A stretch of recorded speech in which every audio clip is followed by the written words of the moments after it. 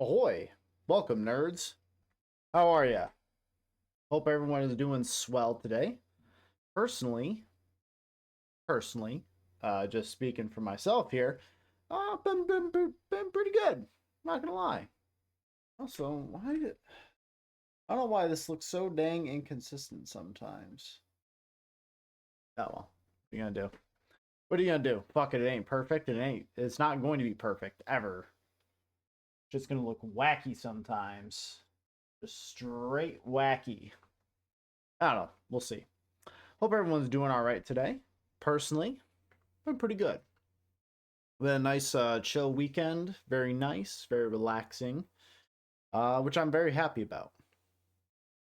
It's a dang old good time there. So really,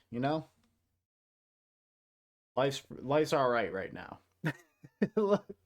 It's fine. It's pretty good. Could be better, could be worse. I don't really know. Fuck it. So, hope everyone's okay. Yeah. So basically, the whole goal for me tonight basically is that I'm going to be playing more of Esoteric Ebb. However, the downside here is that well, upside we're playing Esoteric Ebb. Game's really good. Downside, however, I don't have Red with me tonight because she's feeling a bit under the weather. So, which means that I'm going to be left with trying to do as much of the voice work as I possibly can. So that might be a bit tough. So just to let you guys know, I have a mug of tea that I'm preparing to help kind of soothe my throat here. See if I can work with that a little bit. Speaking of which, the microwave's going off and it's getting crazy. So I'll be right back.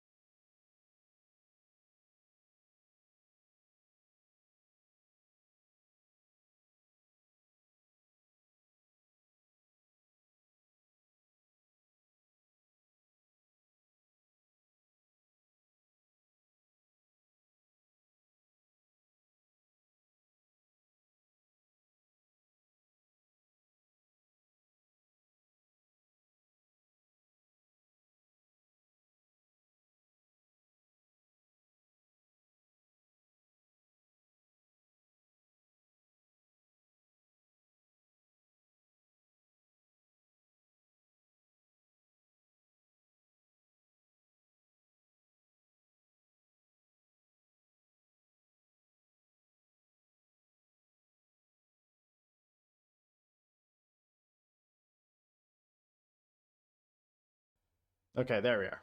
Okay, had to press the unmute button for real this time, and it appears I have an important text from my dad. Give me 1 second.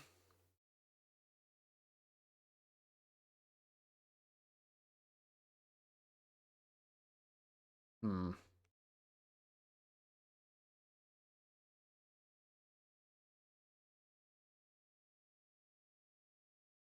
Okay.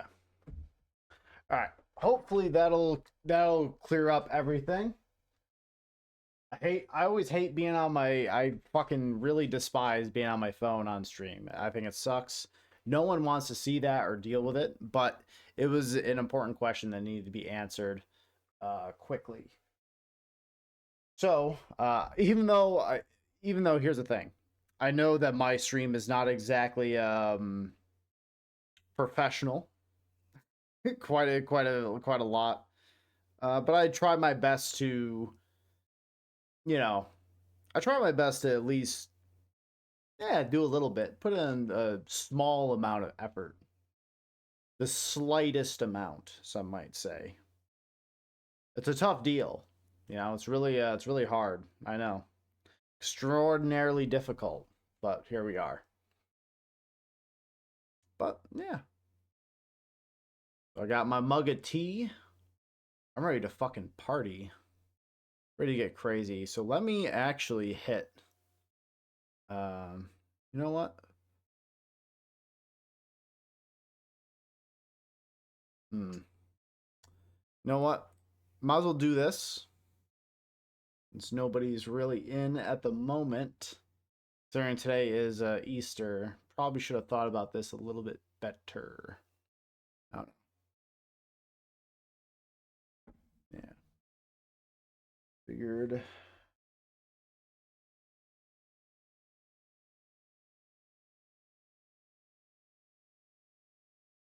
Okay. All right, everything is resolved. Papa Bear, we are good. We are all set. All right. So today is Easter, which I realize may in fact be part of why everyone's probably spending time with the families and everything. So my brother and his family are out of town.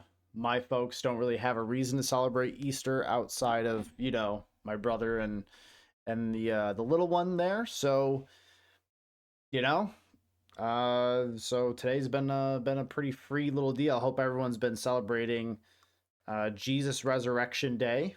Pretty wacky stuff out there. Good job, Jesus.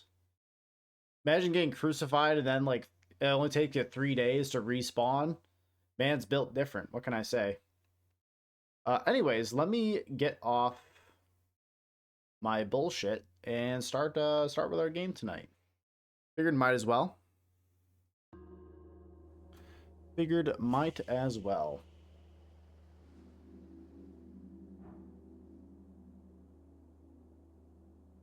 Oh, comes up. Oh, well, would you look at that? Huh. Huh. This is very very D&D. So, here's the thing. Whenever you play D&D, folks, if you can ever help it, try to make sure you have someone who is dedicated to taking some notes about the last session. I know in our group we have someone who is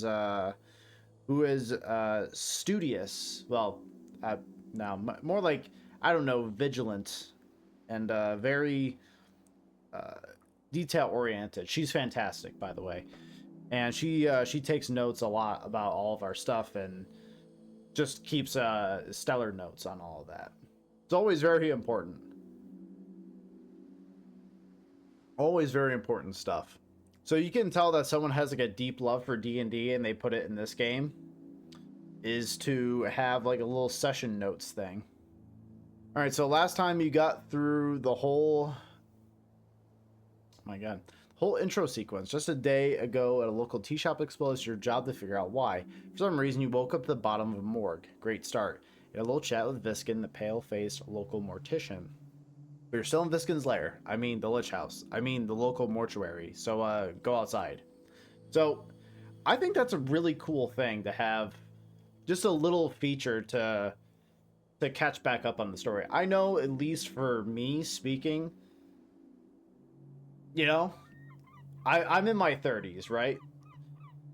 And, working a full-time job and everything. So it can be hard sometimes when you go to play like different games, and sometimes it's just difficult to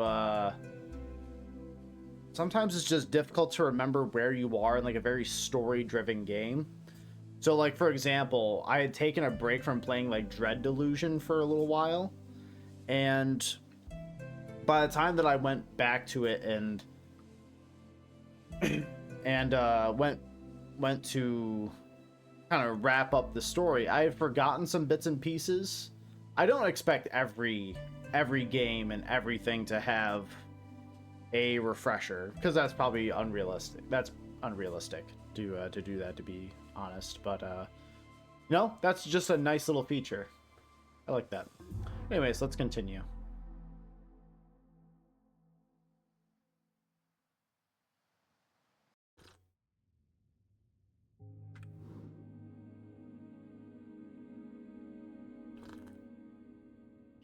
He's still fairly hot. So if I remember correctly, yep, right mouse does that. This moves me around. No, too much reading. Yeah, this is the books that he had on the counter. Pianist. Hmm. Who preluded pre-Coast War in Old Diminor, also a very minor political party in Norvik. Diminor, the arcane era name for reeds, often referred to as Old Diminor. The name was changed by Free Strider revolutionaries to mark the end of the old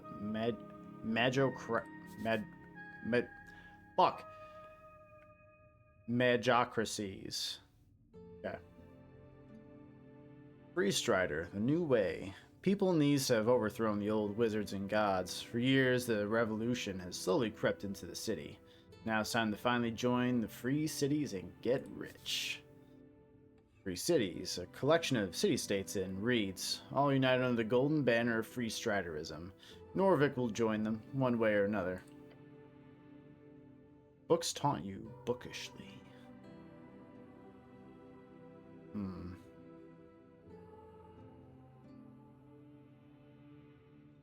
Wondering what it should I even tackle any of them?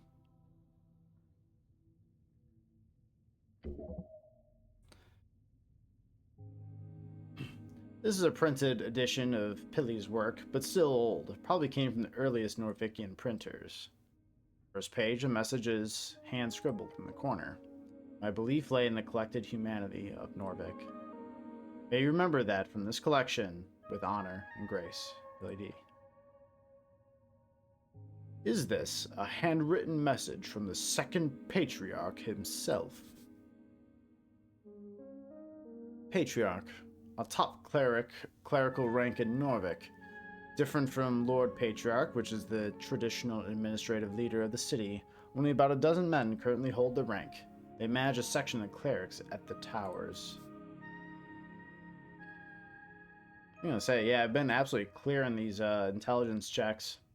Home base of the Order of Arcane Clerics in Norvik, also known as the OACN.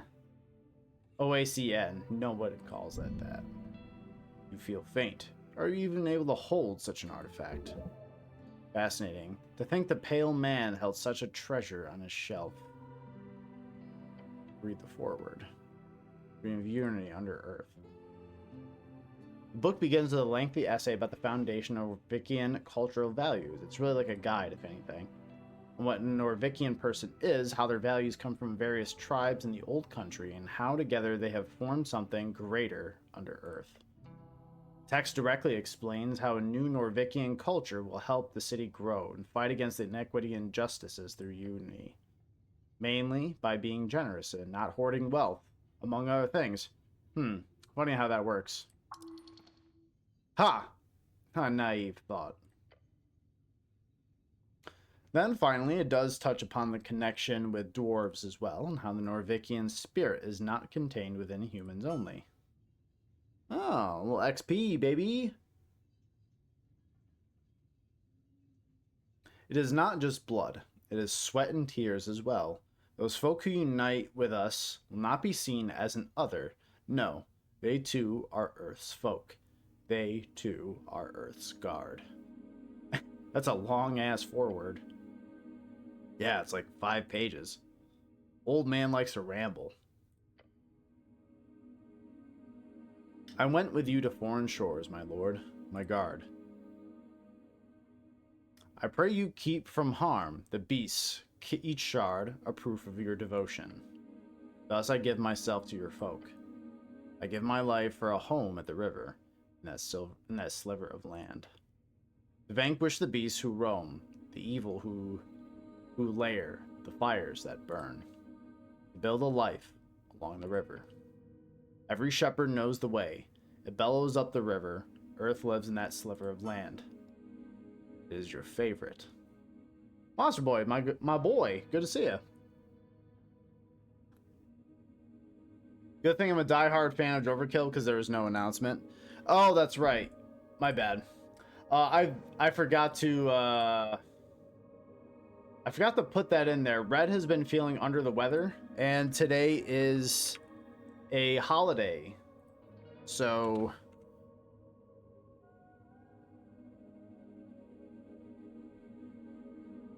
my bad. She told me well ahead of time that she was not going to be around. So this is a failing of mine, I'm gonna be real.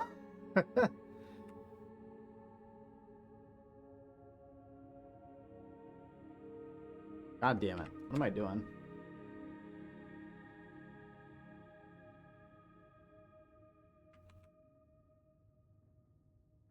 Okay, there we are. There we are. So yep, that one was on me for not putting the live announcement up. Then again, I also have no idea what notifications actually reach people and what doesn't. So I don't know. You shut it, looking upon the title once more. Collected Chants of Norvik. This is a really great book. It is. You do so. It fits nicely back into its slot. The book does not deserve your toxic presence. If you were stronger, more capable, then perhaps you could have carried that weight. What?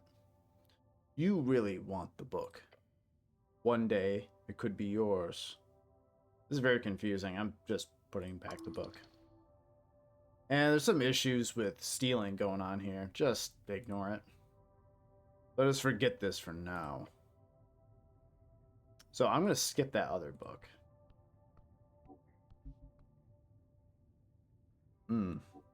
Okay. Human no cause trouble. Unlock chest full of strange rocks. Yeah, I think the guy said that we can take that. So we can talk to what's his name? Ost. Yeah, that's his name. The little guy. Oh. Oh, I didn't even realize that prompt down there. Oh, that's sick. Oh, that's sick. And the red is... Oh, okay. Cool. This one is... Oh, so you can not only see, like, a bit of his character sheet, but you can also find out some, like, some character traits about them as well.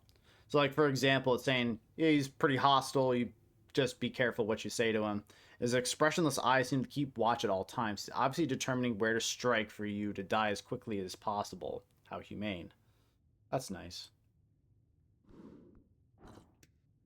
I can't remember if I... Intelligence.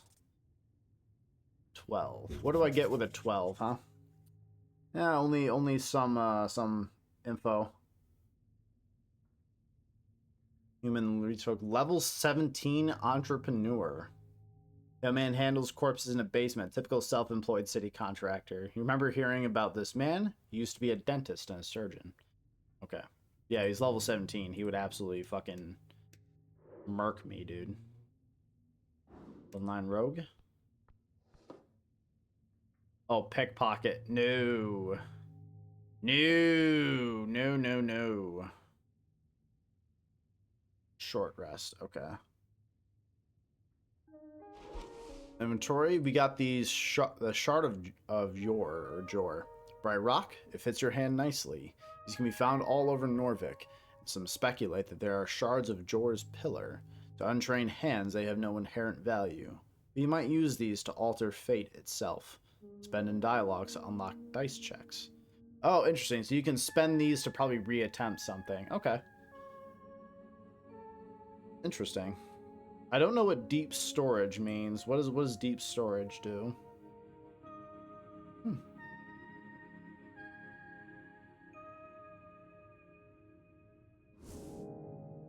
So I really like this UI. I think the UI is like really captivating and really interesting. How do I... Oop. Why did my screen go black for a second? Okay, we're good.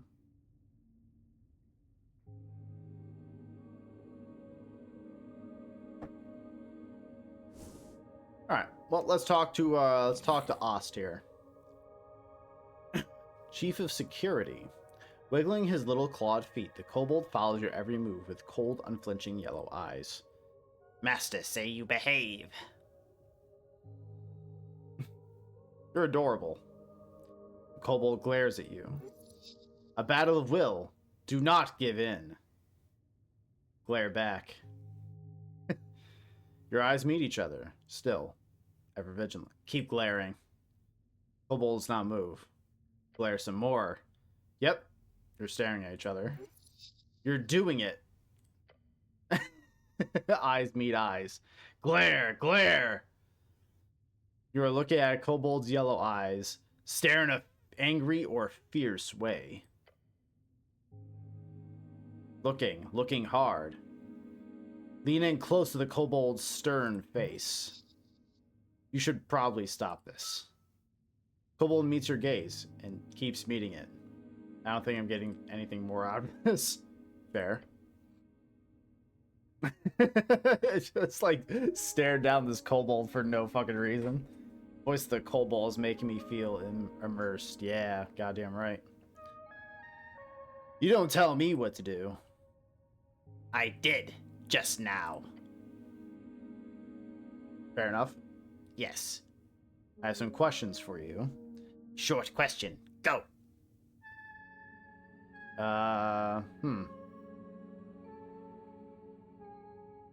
Where were you when the tea shop incident occurred? Incident? Tea shop blow up. Boom. Big boom? Big boom. When it happened, I was on water lane, on mission. What are we doing on water lane? Milk. What the fuck does that... what does that mean? Doing milk? Deliver. You deliver milk? Yes, side hustle.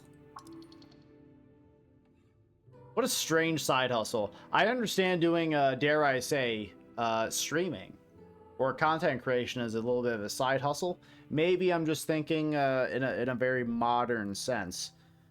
Delivering milk? You know, there used to be milkmen back in the day. So, who am I to judge? This kobold keeps getting better and better. Kobolds don't even drink milk. I want to know more. I want to know a lot less. Ask questions about the milk. Kobold stares at you. This milk situation is intense. There is so many fucking questions about this milk. Where does the milk come from? Cows. And where do you get the cow milk? Market. Do kobolds produce milk? No. They are draconic in nature. They lay eggs. Who buys the milk? Humans. Water lane humans. They pay many for fresh milk before dawn. Side hustlers are always smart. Should do a milk run later. It pays. Fair enough. You know, it seems like a pretty decent gig. Probably not too complicated. Earns you a little extra dough. Maybe Ost is on a sweet Sigma grind set, you know? Do you like milk? Milk boy? No. There's a charisma check. So I get a +6 on this. So, you know what? 4? That's fine. I also don't like milk. You smirk, a confident laugh escaping your lips. You then turn towards the ceiling, smiling. I also don't like milk. Your comment has made a dent upon the world. This is why they should all follow you. You are a worthy leader. Win them over with lies and deceit. Control them through flattery and love. Kobold stares at you with awe in his yellow, expressionless eyes. Can I have some milk? No. Simple. A man of few words. I don't have anything to ask. Milk curious. Okay. Thank you. Should totally find more out about this. Could be a big money maker. It could be. How'd you get this gig? Not gig. It's not a gig. I'm a devoted servant for master. So you're a slave. Not slave. And your master is?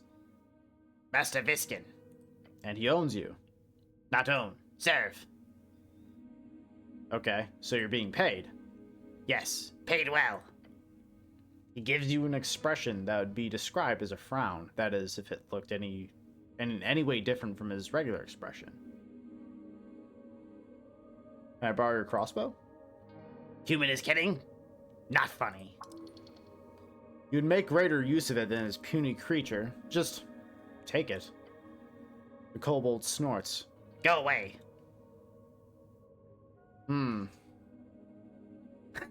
this could result in some shenanigans. I could try to fucking take his crossbow from him.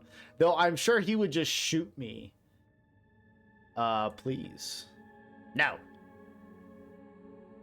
Try to convince the kobold. The kobold stares at you. Oh, how do we do this? Appeal to his better nature? I don't fucking know. What's up, Red? I'm alive. Unfortunately, I'm in someone else's living room. Well, good luck to you on that one. I do not know how to guide you through that situation. You're a fellow non-milk drinker. You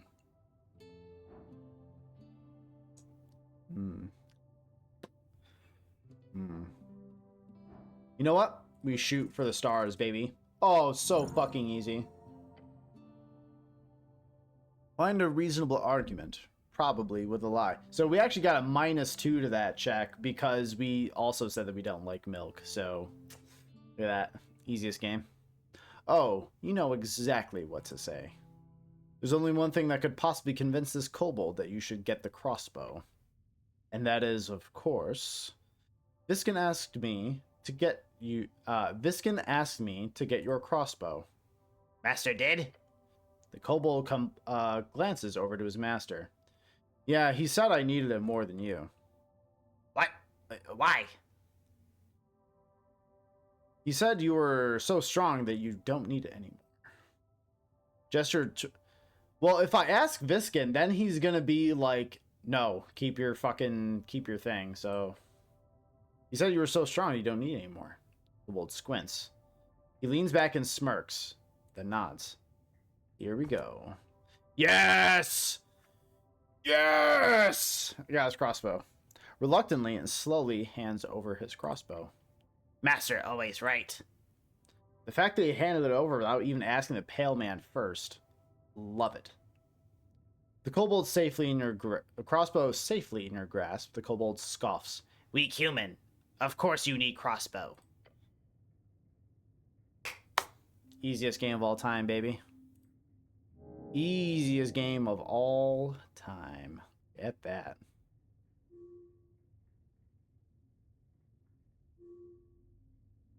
So, we now have a weapon. Finely crafted crossbow, lightweight, the type used by peasantry in the late years of the Coast War. It's a tool of swift and easy death for those without training or cause. Mechanism appears to be jammed, however, so you can't fire it. But it sure looks intimidating. So we got even higher buffs to dexterity. Our wisdom is pretty low, so we're gonna still need help there in any way that we can get. I mean, the tooth is giving us a +1, and this is also giving us +1, but we're still got a -1 modifier on all of it.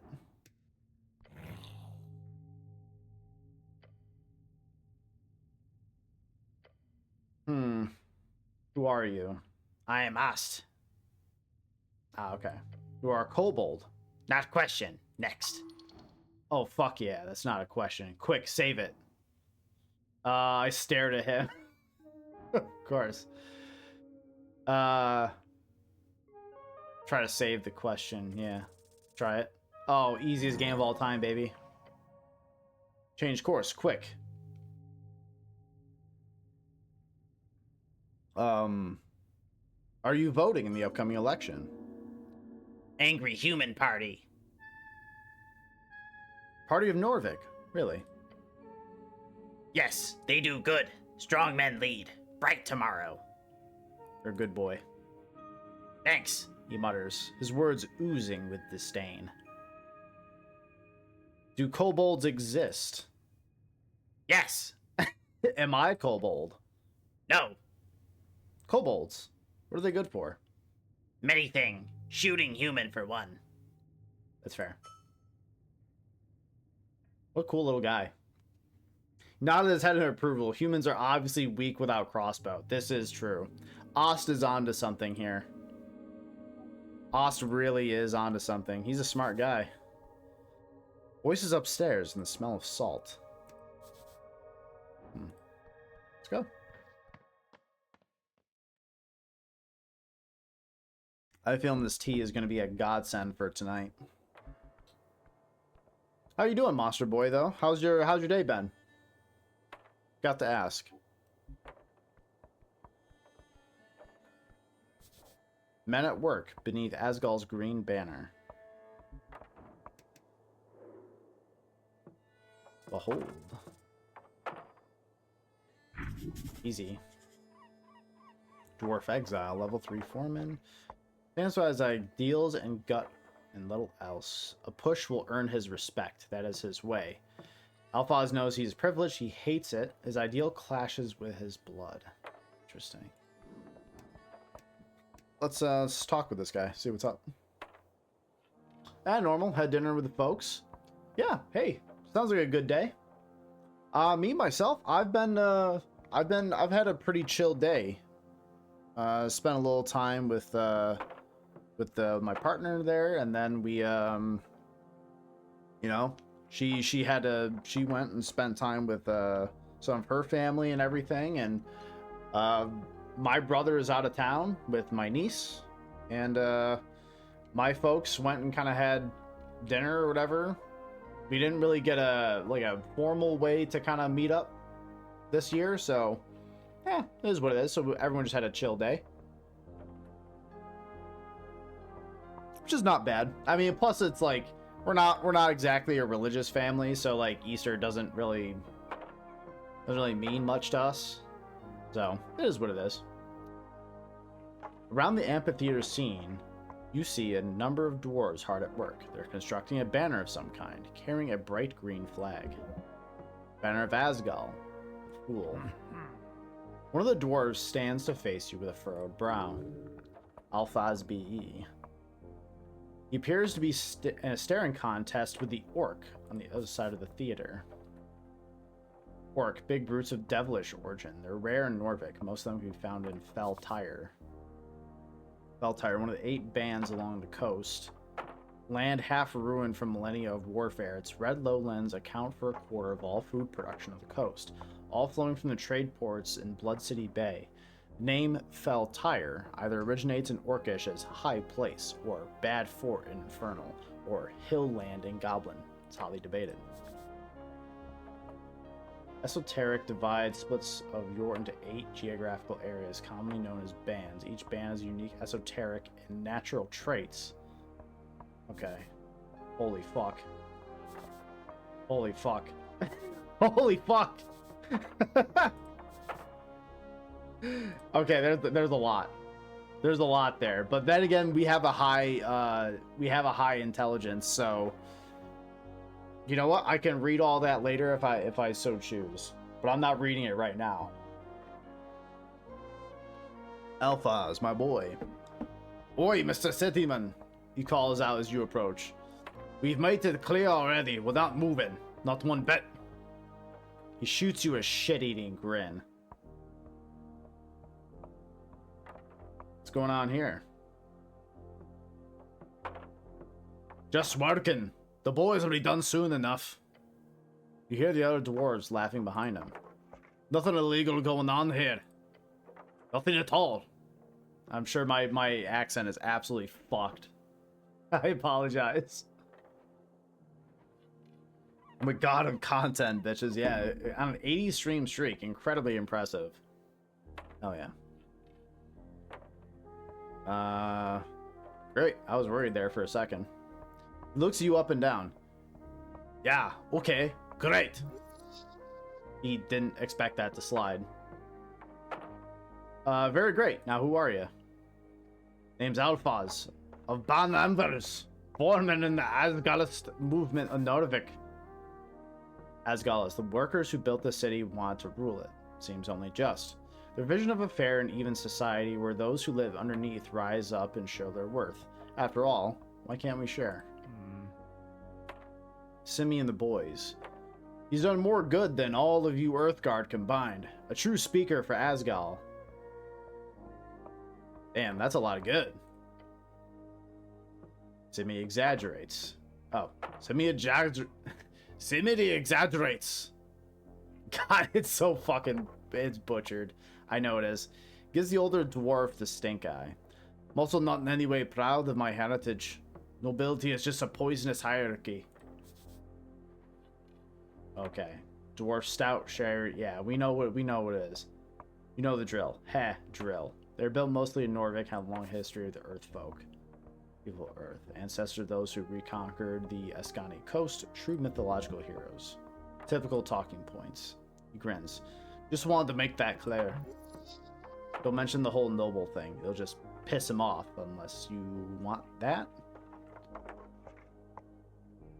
So he is insecure about his heritage, and pushing him will probably piss him off, but he'll kind of respect me for it. Nobleman, huh? Ah, in the old country, yeah. Doesn't matter here. Just a foreman of the Holstad district. Doesn't matter. If he's a noble, he must be rich. How much money you have on you? Didn't your mommy and daddy ever teach you if it's rude to ask what someone's meant?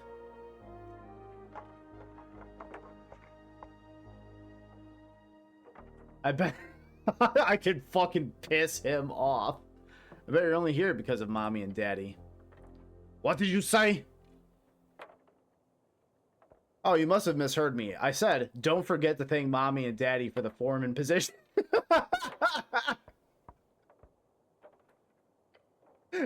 Fucking piss him off. He clenches his jaw and stares at you. See, that's the difference between you and me, human. Takes a deep breath and mutters, my work speaks for itself. Fucking, I got him. I pissed him off good. About this Asgal. What about him? Everyone knows Asgal as some dwarven demigod or some controversial leader. If you want to piss off this dwarf, then just pretend to not know who Asgal is. Who is he? Who is? He's taken aback by your question. He's Asgal. Asgal the Great, the Kind, a liberator. Born at the beginning of the Divine Era, he is a disputed demigod and warlord of the revolutionary Dwarven legions. So he's a big deal? Big deal! Shakes his head. He was a man, a dwarf with a conviction. To break the tyranny of kings, we are here as keepers of his legacy. Got to ask, though, is this a religion? Most certainly not. Scoffs in your general direction. Is it a cult? I don't know who you're talking to, Mr. Cityman, but let me assure you, Asgard was no god or a demigod, or anything related to it. He's just a simple man with a dream of a fair and just society. Nothing more. Ouch. Sore spot. Then play? A play! Spits on the ground. We're holding a rally for the cause. This evening, workers across Tolstad will gather to hear the word of Asgard. He turns towards Orc, and no one's going to stop it. Agent Vera. Wonder if she also works for the city or something. Oh. You hear laughing coming from across the theater. Papers, Alphas. He grumbles and turns back to you. So, what do you want? You seem a bit stressed. No, you don't say. His words drip with the acid from a green deer. Monstrosity born of the coast war fallout. Produce acid from their antlers, mimic spoken language. Often walk on their hind legs. Extremely deadly. Cannot be found in Ascani, but known for their horrors around the coast. So basically this world's version of a A Wendigo. So, 'tis forenoon. We get the lads together, and then when we arrive, that crested woman is standing there. The dwarf shudders. She starts complaining. Reaches for something in his pocket, takes out some documents. We show her the papers. Timmy and the boys. And the papers are no good, she says. Ah! Real convenient, I say. No, there is nothing wrong with these papers. We're in our rights to speak out against tyrants and burghers. Or Gare, the craftsmen merchants, so pretty much like upper middle class, richer folk. I'm sure they sure are playing a game they can't win. Check the paper. Sure, the dwarves have screwed up somewhere. So she's wrong about the documents. Of course she is. She's a liar, that one. Filthy liar. Alphaz nods and grunts. Terrible liar. Can't even get the words out.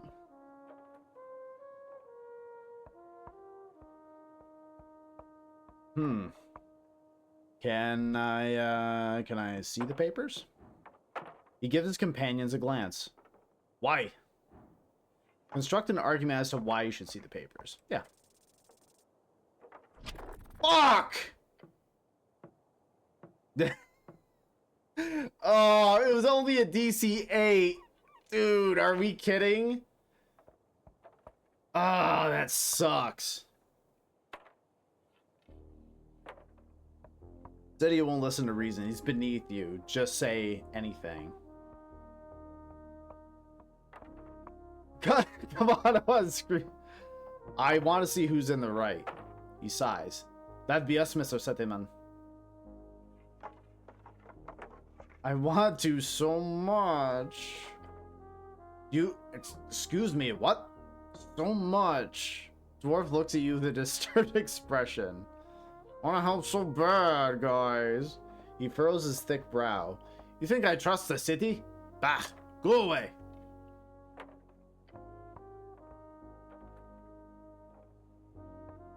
It's a bit macabre to hold a rally on top of a morgue. Morgue? Dwarf grumbles himself and glances over to the Lich House stairs. Thought it was a dentist. Fair assessment. No matter. The Asgard movement is not afraid of death. You hear laughter from the orc behind you. Big words, Alphaz. The dwarf grits his teeth. Damn orc. So, what's this rally about?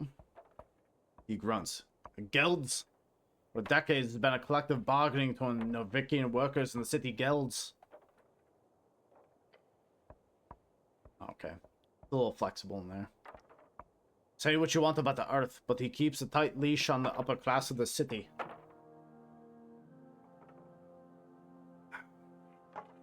The leash was bad for the city, now we can grow exponentially. Blessed be his name. Yeah, but look at the same since his death. Three strides have burrowed into every darn power structure, from paper boys to bookbinders. Less than a dozen years, salaries have stagnated and prices have gone up. Said three striderism would make the city rich. Say it makes people poor. We need change. So you're here to convince a bunch of Tolstad workers to vote for the Asgalis party? More or less, yeah. But it's also about the spirit of the community. Together we can fight against the purchasers of our labor. Alone, we are as brittle as a twig. In the the older dwarf pipes up. A twig in the wind. No, that's not good enough. How about as brittle as a boar with rabies? That's good, right? Shakes his head. No, that's nonsensical. Anyway, the rally will be a success. We just need to get rid of that orc. We can call out all the workers of this magnificent city, claims. As if there was a crowd around him. Vote with your guts and your manhood at stake. You too, Mr. Cityman. Good luck fighting tyrants. Thank you, Mr. Cityman. Appreciate it. Okay. Alright. I've asked about that. So we can talk to two different orcs inside this old vase. What's in there? Incense, lovely. What does the incense do again? Or first level spell slots. Gotcha. So we have... Oh, nope. Didn't want to do that. Dancing light. So I wonder... We have... Field of Faith, Prayer of Healing. Okay. What about this guy? What does this guy have to say? Ooh, good roll. Good roll, baby. We got his whole character sheet, too. Factory worker. Devoted Asgard gives everything he has to support the cause. Second son of a kind person. Lives in the shadows of greater men. Follows the Asgard way not due to choice, but due to indoctrination and tradition. He wants to live up to someone. His father? Patriarch? Simi, the right hand of Alphaz, wants to be his own man, but simply cannot. Not just his own skin, but those who depend on him and his eternal devotion as well. It's painfully difficult to dislike him. You know what? Let's talk to Simi and the boys. Simi seems cool. Seems like a real lad. The older dwarf puts out his chest as you approach. Fancy helmet, cityman. Finally finishing dinner. Yeah, just send me a plate right quick in the mail. I'd appreciate that. Speaks in a short and quiet manner, as if he's scared of his words actually being heard. Dwarf behind him laughs. Don't engage. Just leave.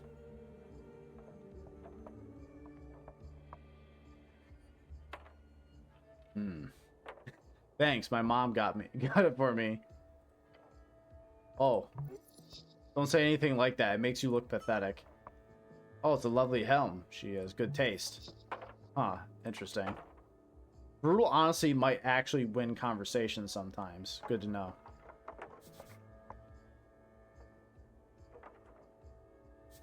Oh god. Oh god. Stare at the dwarf. He looks around. Stare harder. You here for talking then? So I'm slowly leaning your head to the side. You should, he stutters and points towards the stout dwarf on the stage. Talk to him. Nod and leave. Alright, what's over here? $5? Pretty good. Pretty good, chat. Pretty good.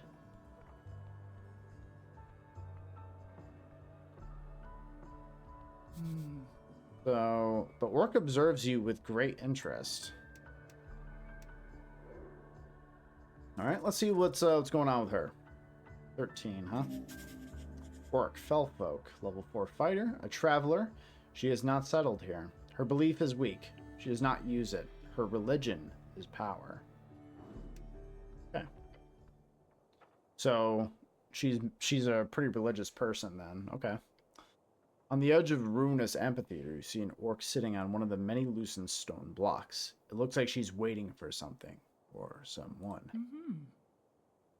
Exuding an air of authority around her, the large woman gives you a wry smile. Her tusks are gleaming. Not just physically imposing, this orc knows how to exert her power in other ways as well.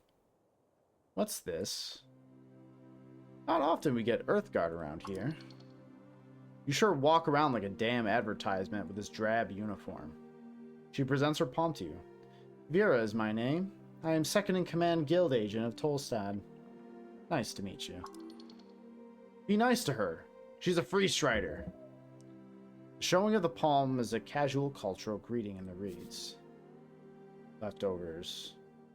Kind of beacon, everything modern, pretty, and new, and so on. Okay. Do not grab her hand. That's not what that is. Okay, so she's... presents her palm to you. Nice to meet you. I'm the cleric, actually. Apologies. Not Earthguard. Cleric. I assumed the term was interchangeable. You lean a little further to being the cleric. There you go, for choosing this class 2 times. Oh, hell yeah. But I suppose you're not all, she says, waving towards your outfit, esoterically attuned. Not all Earthguard are spellcasters. Not all clerics are Earthguard. All clerics are spellcasters. She accepts your annoying correction with a smile. Probably means she sees you as no threat at all. A mere puppy. She shoots you another smile, waiting patiently for you to say something. What's the deal with the dwarves? Oh, them? Complicated as anything. I wouldn't be sitting here wasting my precious day if it wasn't for them. But in short, they're holding an unlawful assembly, and they won't let me take a look at the document proving it. Not frustrating at all, she says, and winks at you. She telegraphs her sarcasm heavily. This is useful when communicating with slower individuals. So she thinks I'm stupid. I spoke with Alphaz. Make a decision. Okay. Explain it to me from the top. It's all just an inconvenience. These lovely Asgalas have decided, by themselves, to hold a rally here in this lovely little circle square. Unfortunately, they need a permission of public gathering, or a PPG. PPG needs to be approved by the district council. Okay. They do not have a proper PPG. You pick up on her use of the word proper. What does that entail? Proper? Okay. She scoffs. It is marked for last week. It is expired. But can you believe her? I don't know. I didn't see the document, so now I know how this system works. And you're sitting here because... Simple, really. These dwarves are ignoring my call to disperse, so I'm here as a witness. If they do not leave by sundown, they will be fined and or arrested. Why don't you just come back at sundown? I would, if it wasn't for the fact that I need to witness the entirety of the trespassing. Since they were served during the morning, if they do not disperse by sundown, they will be inflicted with an entire day's worth of fines. I'd have an assistant to do it, or a secretary, but we're stretched thin as it is with the election coming up. No, I'll just sit here and smile politely. You catch a tired frown slip past her facade. Arrested by whom? She gives you a smug grin. You, perhaps? The monopoly on violence here on Tolstad is more of an oligopoly. It'll be a roll of the dice to see who gets employed to handle these rude dwarves. Maybe some goblins? The city of Norvik also allows us to employ mercenaries or ab extra legal enforcement. The company likes to avoid that in most cases. Burton Green, little monsters. Just so I can get that in the little codex. As you can imagine, mercs tend to lack that finer touch.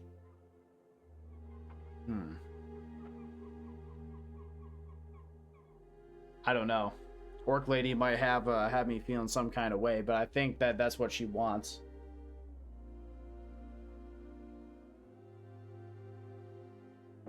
Love to enforce your justice. Well, the city's justice, but sure. Sounds like trouble. Ha. Trouble would at least be exciting. This is just dull. If only I could get my hands on those PPG documents. Then I could simply hand them over to the city and go home early, or rather head back to the office and complete the orc size. The draft for the marketing meetup. Sorry, I've got a lot on my plate. She's hamming it up to get your sympathy. Truly an amazing actress.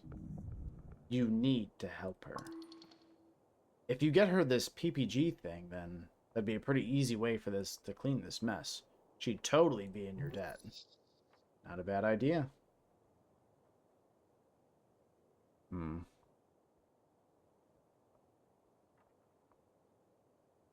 Spoke with Alphaz. Oh, did you now? Dwarves surely need to leave, but if you make them, nice orc lady might pay you. Don't get involved in this bullshit, unless you really want to pick a side in the Free Strider Asgalis conflict. Both these sides are useless and ignorant. Based, both sides. Both sides! is entirely within his right to hold his rally. So, okay, so it sounds like the dwarf is definitely in the wrong. Situation's a bit complicated. I agree, but that does not change the outcome. We have to draw the line somewhere, don't we? Good diplomatic bullshit answer. Love it. Dwarves need to go. Agreed. If you really wanted me to do you a great favor, then drive them away yourself. Ask for a reward, quick! Do if there's a reward. Greedy, are we? Good. If you manage to solve this for me, I'll make sure that you get a payout. Under the table, of course. That could mean anything, but anything is better than nothing. You're an important business. Business, you say? She leans in and squints at you. Fascinating. Perhaps I can be of service, cleric. For your business. Where's the goblin chieftain? Lady Sageleaf. Just a head downstairs. Oh, just head down these stairs. Good luck getting an audience, though. She busy? I sure hope so. Took us months to get in a room with her to discuss the renovations in the holes. I'm slang for the Central Spire apartments. Okay. If she's not busy, she's a bitch. Dragon of Tolstad, my ass. She catches herself from releasing any more profane comments, anything else. Okay.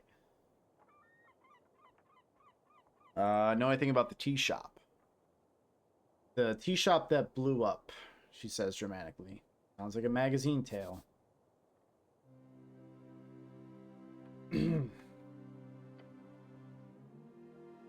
I heard it was an accident. The Post mentioned it in passing. A minor mishap, I believe is the official quote. Although from what people tell me, it was quite the explosion. Quite. So you weren't in that area? No, I was on the North Wall. Company business. Where you live.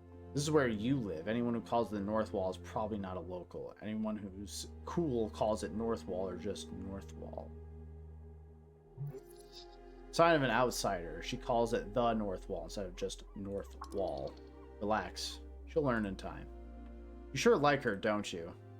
It's not to like. She looks inland. I did see the smoke. It was a clear day.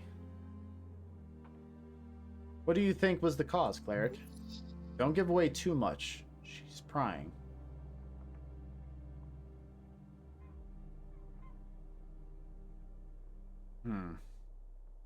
Maybe it was the tea leaves. The leaves? Maybe the leaf they caught on fire since they're so dry, and also leaves. Interesting theory. I've yet to hear of a tea leaf that was able to cause such a blast. Yeah, make her think that I'm stupid to let her guard down. That's the way. If you find one, let me know. Would be wonderful in war. There are many materials capable of producing fireball-like effects. The Coast War was a breeding ground for such wondrous inventions. She smiles. I'm sure the company would love to sell it. Hold on. Are you here to investigate the tea shop? Don't answer that. She has no control over you. She might be a free strider, but your business is your own. Get away from the conversation. No. But actually, she says, holding out her hands, beware, this woman knows how to manipulate people.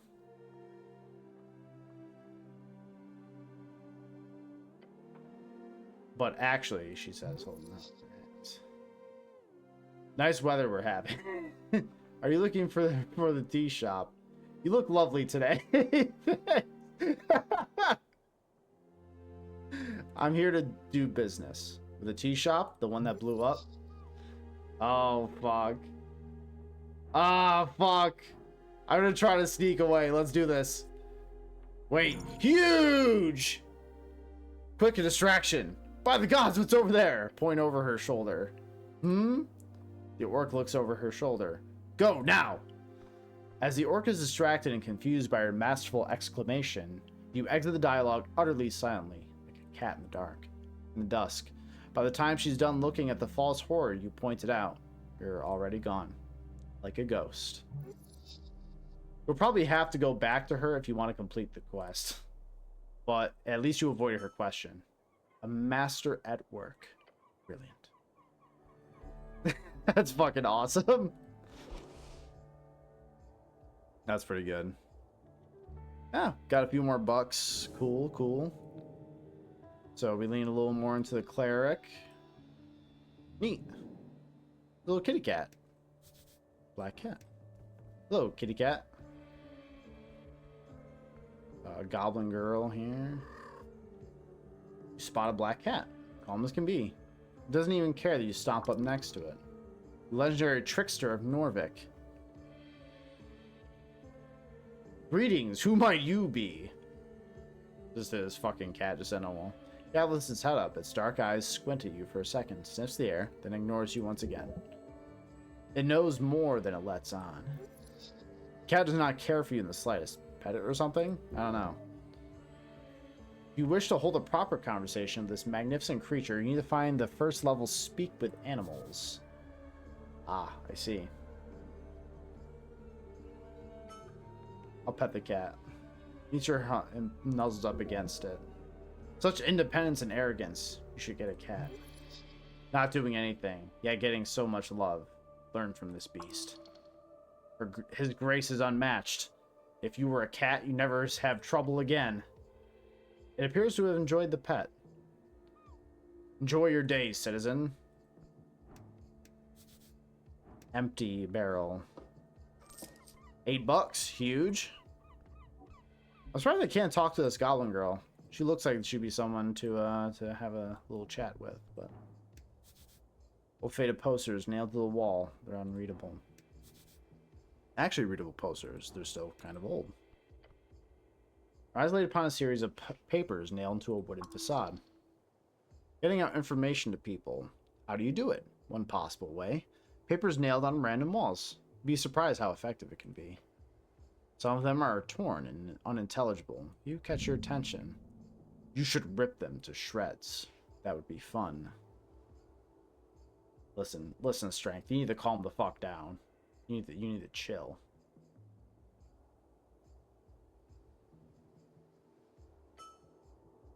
Grand opening. Barely read the faded lettering on this ink printed flyer. Oh, fuck. That's funny. The speeds one can reach with a spell are quite intense and have killed many a wizard over the year. Grand opening of the Stubborn Sphinx Brewery and Commercial Tavern. Served without riddles, drunk with all charm. Pillar Crossing, 2nd LW. Look of it, this tavern opened at least a year ago. Maybe 2. The flyer with the owl on it. Oh, S. Yelan and Sons, binders and lithographers. Everything from designing to engraving, account, books, and manufacturing. This place would fix your ruined spell book. Oh, okay. Interesting. Faded green hammer. So it sounds like the Asgal guys like that stuff. Asgalis share the plight of the common folk. Okay. Useless sentimental garbage. Like a good man, I'm gonna fucking rip them up. Fiercely tear the paper, ripping them from the walls and throwing them to the wind. Hell yeah. More money, baby! God, I'm gonna be so goddamn rich. You guys don't understand how rich I'm gonna be.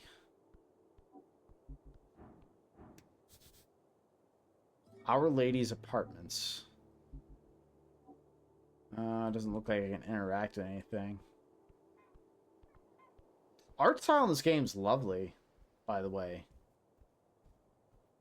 It's simple and just really charming. Goblin wall art.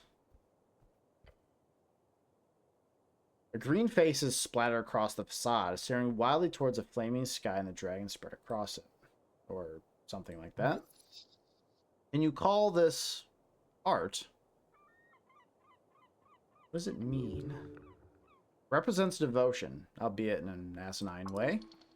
Coins stand for all the fat loot the dragon brought to her people. You could get behind that. Melting rocks. What does it tell me about the state of Norvik? Nothing really. Goblins are artists? Place your hand upon the wall. Take a step forward. The painted stone surface is smooth. This is no cheap dwarven rock. This is gate era architecture, disguised among the rest. Period lasting approximately 3,000 years. First era named that the many gates opened by your Jor to connect his realm with all the others ended around 2,000 years ago, if you trust modern scholars. Feel an esoteric urge to communicate with this object. Tell me your pocket watch tingles.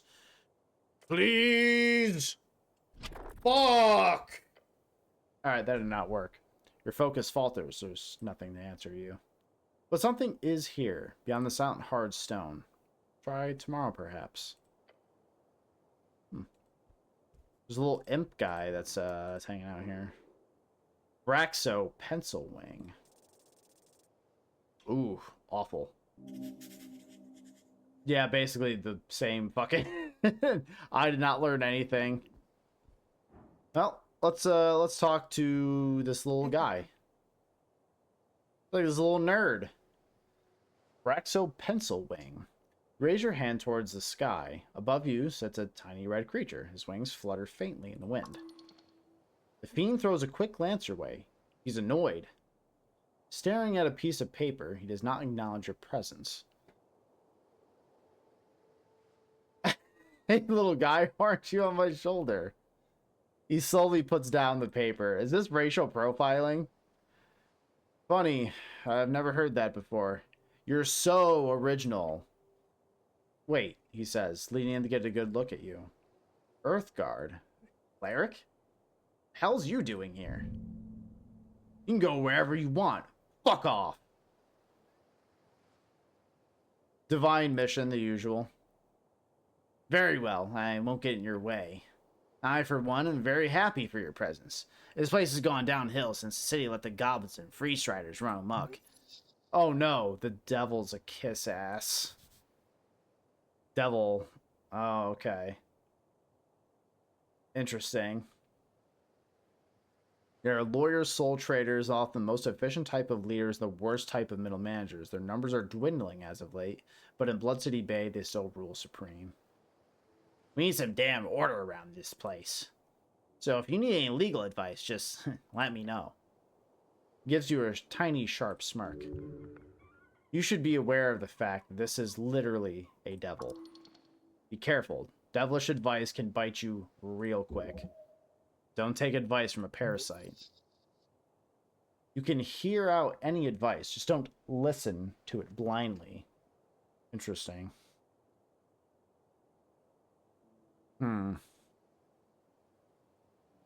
Some questions about a PPG.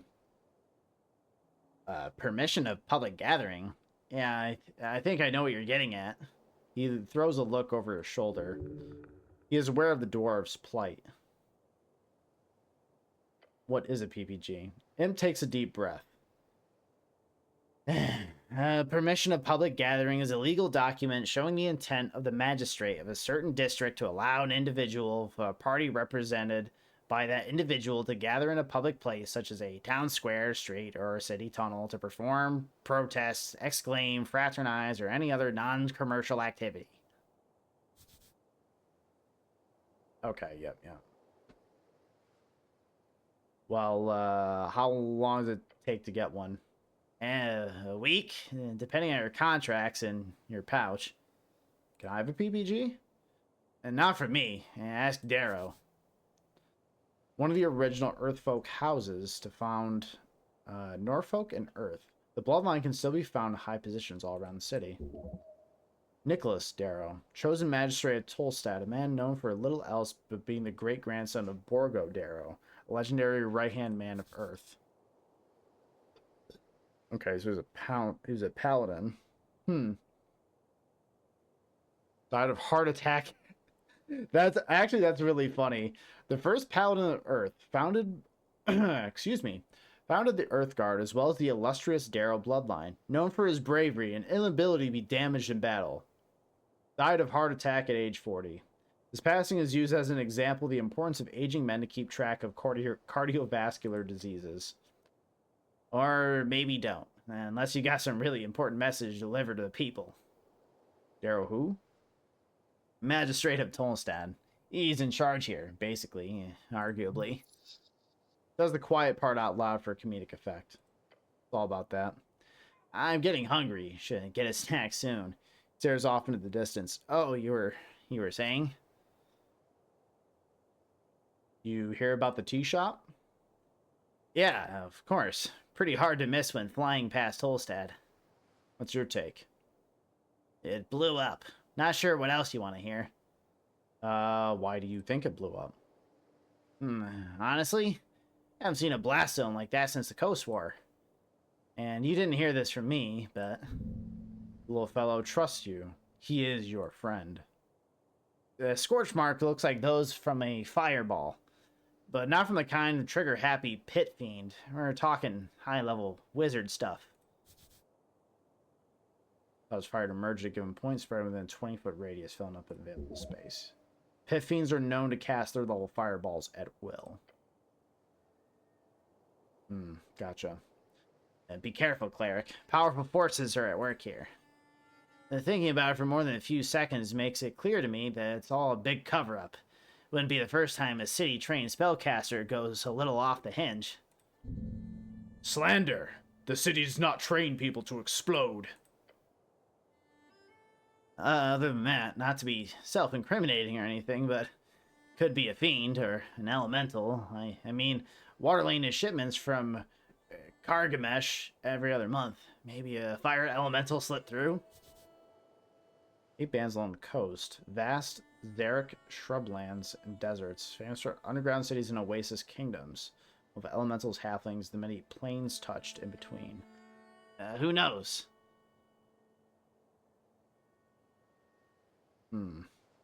A fiend, huh? Don't look at me like that. Worst thing I can do is turn into a bat. An abnormally handsome bat, of course. Ruffled feathers added.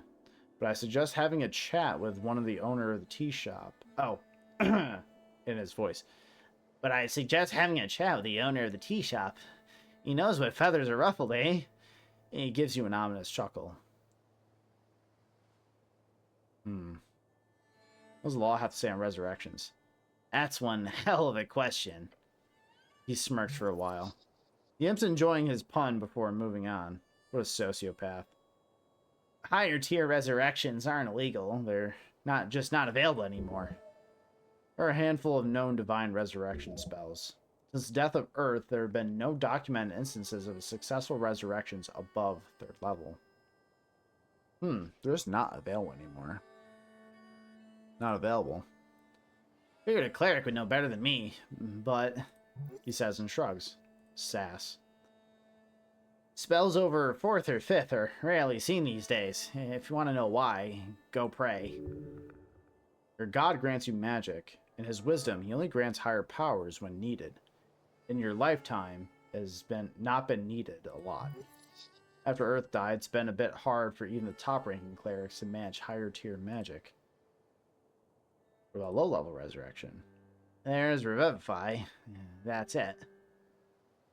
Does a murder still count if the victim is resurrected? Eh? Thinks about the question for a bit. There's been cases. Heard of a man stabbed in a bar fight. Bled out just in time for a drunk cleric to arrive. Cast Revivify, and the bloke lived. Stabber ended up being charged with major transgression of a personal well-being. And that's not murder per se, but I'd argue it more to do with the fellow's barrister making it clear to the judiciaries there was no killing intent. So, not an accident, but not a murder, just a brawl to gone too far. But that'd be hard to sell if the victim wasn't breathing. This is very complicated. Gods be good if I ever came across something like it. But in most cases, I'd say yes. Don't go around murdering folk and revivifying them, cleric. Be a waste of a spell slot, yes. Would be kind of funny, but, don't. You legally considered alive after a resurrection? I want to know the legal status of this. This is important. Well, then again, like in a system with like laws and governance and everything, and the availability of magic, someone would probably have a rule for this kind of thing. That's interesting. Yes, for all intents and purposes, you are alive. Death, on the other hand, would be a very different affliction.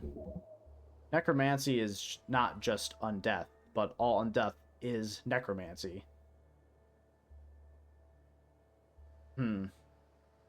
How's it different? As long as the necromancy is considered a divine origin and the soul is returned to a healthy body, then it's considered a normal resurrection. If the origin is more black magic shit, as they say, or some kind of corpse animation, then it would be considered as bodily sacrilege. And that's a top-tier criminal offense. Good, that I'm alive. He laughs.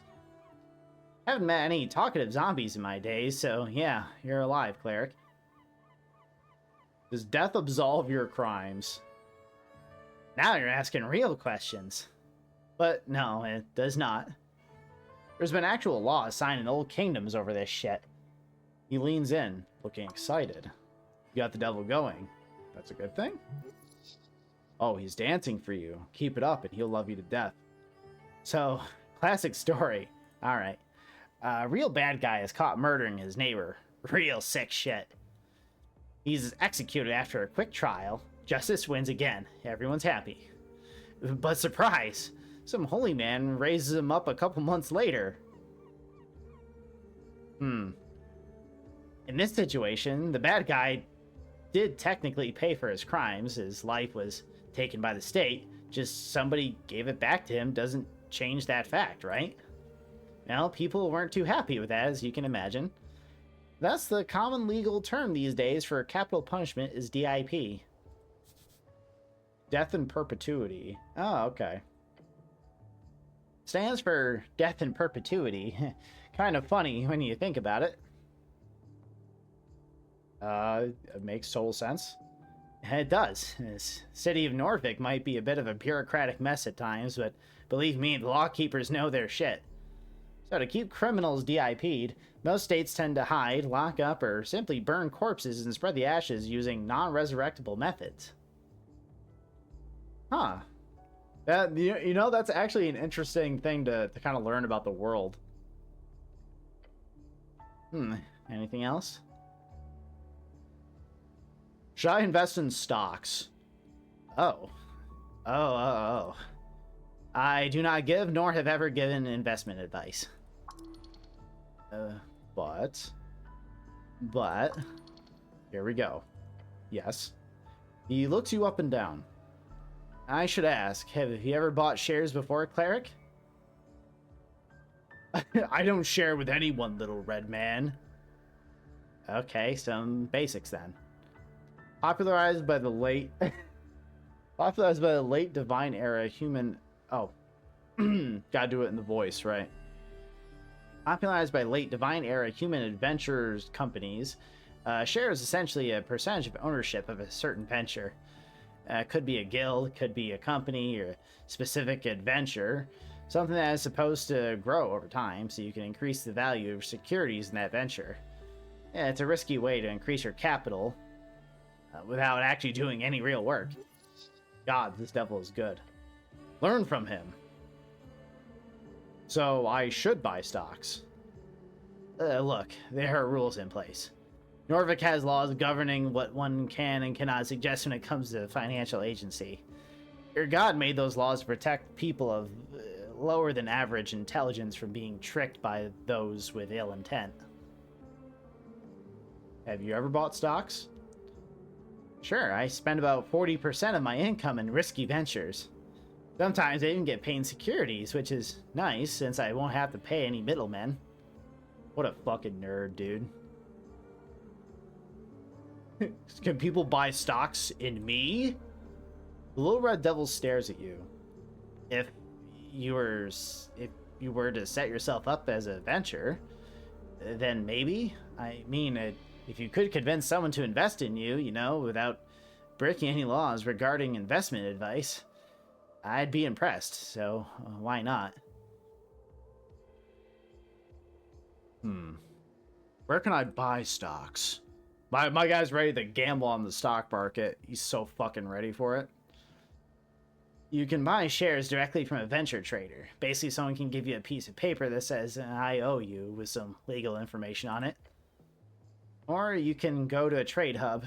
I don't think the Tulsa exchange is open until after the election, though. What about currency trading? Some I've heard about, too. Oh, that's just the art of switching between various currencies. Say, you've got a pouch full of old embers. That is the old draconic coins. Oh boy. Oh boy. Okay. Okay. Okay, we move on from the lore bits. They're made of gold, so even there are no government date.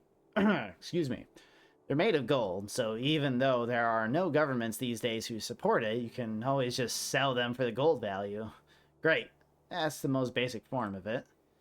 But when it comes to city-backed currencies, it gets more complicated. If you got 10 Bryn marks... Okay. So Blood City Bay deals in that. Okay. Come paper forms soul-infused iron coins. Let's say you convert them into Reedsian 10s.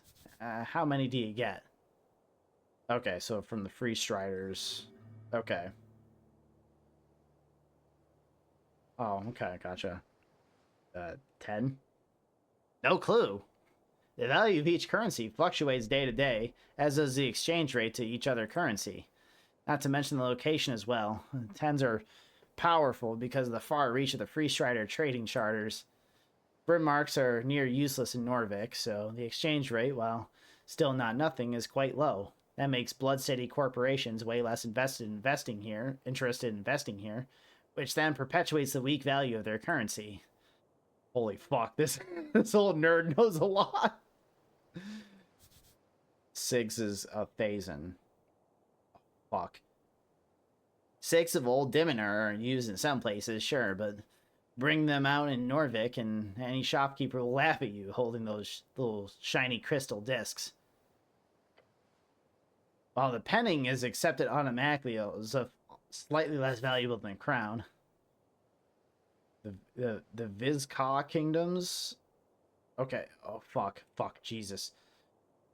That. Oh my god. He has so much.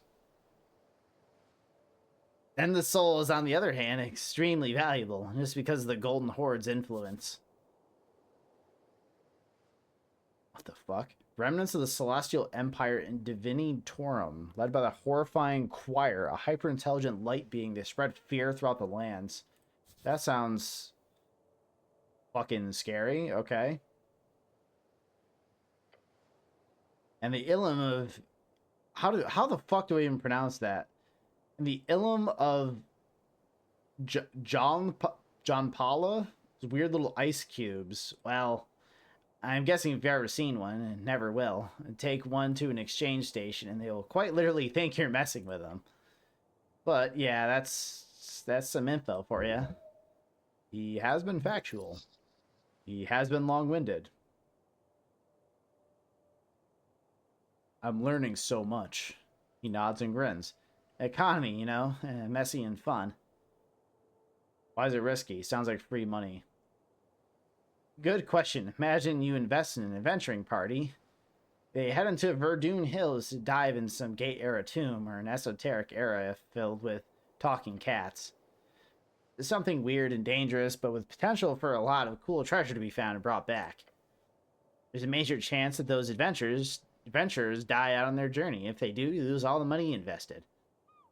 They could make it back, in which case you get a percentage of the treasure based on your share, but how often do adventurers come back with a bunch of treasure these days? Okay, so it's a company that like sponsors adventures, and then you get a cut of what the adventure. That's a wild business venture. Okay, can you give me free legal advice? Oh yes, gladly assist a member of the Earth Guard any day. Actually free? Well, in that case, just ask. What about alignment? Ah, yes, the overrules of morality. Norvik does not moralize over alignment officially, nor do most of the city-states across the coast. So we don't we lock up all the evil folk? That feels like a pretty loaded question. There have been states throughout history who have tried to. They ended up not doing too well. I'm no expert, but I would say it's mainly due to the origin of this evil. And its selfishness at the core. It's got nothing to do with how people actually act.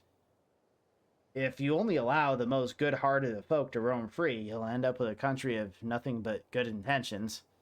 Ironically, I've heard the road to hell is paved with those. And you're a devil, you know. Yes, you're evil. Oh, yes, indeed. It is pretty easy to spot. He flaps his wings. It can be pretty discriminatory at times. People just assume I have their worst interest in mind just because I'm ontologically evil. You don't have their worst interest in mind? Look, evil is not some objective thing. It's entirely internal and aligned with Jor's subjective opinion. There are good people who ruin the world and evil folk who do their best to maintain it. And that's the deal. This character has actually got some like pretty interesting dialogue. I mean, he's a little tiny fucking nerd, but he's actually like he's interesting to talk to. No, I have no legal position within the city. I'm just fairly knowledgeable on the magistrate's code. So he works with city law. Ask him for details. He shows you a foul grin. Are you voting in the upcoming election? What am I voting for? Same as you, little devil says with a laugh. The good guys. And that means? The city. Duh. The elites are quite literally feeding my trove at this point. You think I'd vote for someone to topple them? Interesting. So I don't have a, yeah, I don't know about these parties. You know, I'd make a joke or something about having city clerics be apolitical ain't the worst. Could probably make life a lot easier. Anyway, you need something else? It's like being a little red guy. You want an honest answer, or the one I tell my clients? Honest. Okay, let me put it like this. It fucking sucks donkey shit. Hell yeah. Do you know what it takes to get a promotion these days? Tell me, brother. No. We're talking decades of servitude to some sadistic fuck that wants to return to Gorgorian's greatness or some shit like that. And then, after risking your life and humiliating yourself, there's a chance this fucking guy will put in the effort of promoting you. And if you're unlucky, you'll just turn into a freaking bug. Or worse, something without wings. Being a devil is a harsh existence. It requires constant vigilance, hard work, and incredible natural talents to reach any type of high-tier devildom. You would do quite well as one. What do you do in your spare time? This guy's cool. He's a fucking massive nerd, but he's kind of cool. He's interesting to talk to. Calligraphy. Art of writing and lettering, something you're quite familiar with as well. A hobby for women and weak men. Strength is always such a dickhead. It's kind of funny, though. Oh, and I love me some reading. Gaining access to the Darwinian library changed my life. What about these promotions? Sorry, forgot not everyone knows how Devilkin work. Let's put it like this.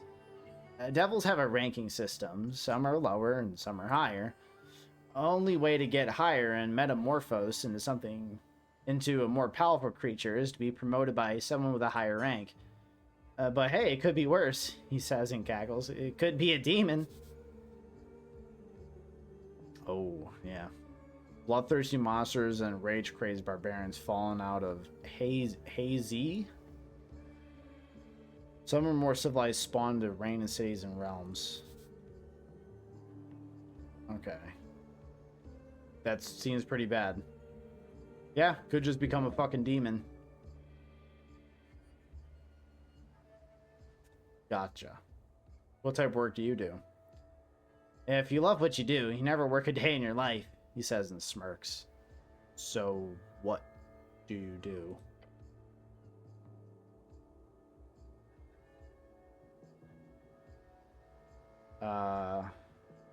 Always on call, huh? For sure, but I get around quick. Goes up his little arms there. It's over? By the gods! So dramatic. Love the little guy. What about Charm Person? Charm Person? Such a fascinating spell. Of course, all spellcasters are required to be registered in Norvik. It's the same in all not completely chaotic city-states. There are certain spells that are just not allowed at all, like Fireball is a popular example. The Charm Person is, despite its devilish mind control, legal. If it is cast by a registered cleric or a city-hired interrogating mage, private entities are not allowed to learn or cast it, although I can promise you, many still do. Can I cast on you? Sure, but it'd be a waste. Since I'm already your friend, cleric. He shoots you a devilish grin. That's a good answer. He's charming. I like the little guy. He's kind of cool. Massive nerd, but he's kind of cool. Nature seeps through the cracks. Goblin Garden is ahead. You feel it. Shard. Oh, Shard of Jor. Cool.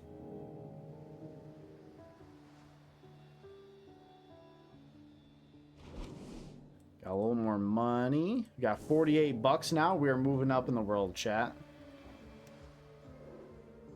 Snell. Oh, let's take a peek at him. See what's up. Okay, good amount of info on him. Goblin gets shit done, no matter the odds. Highly competent, but with a craving of validation. Just look at the way he dresses himself. He doesn't work for himself or any ideal. The goblin devotes his life for his lady, no different from a religious nut.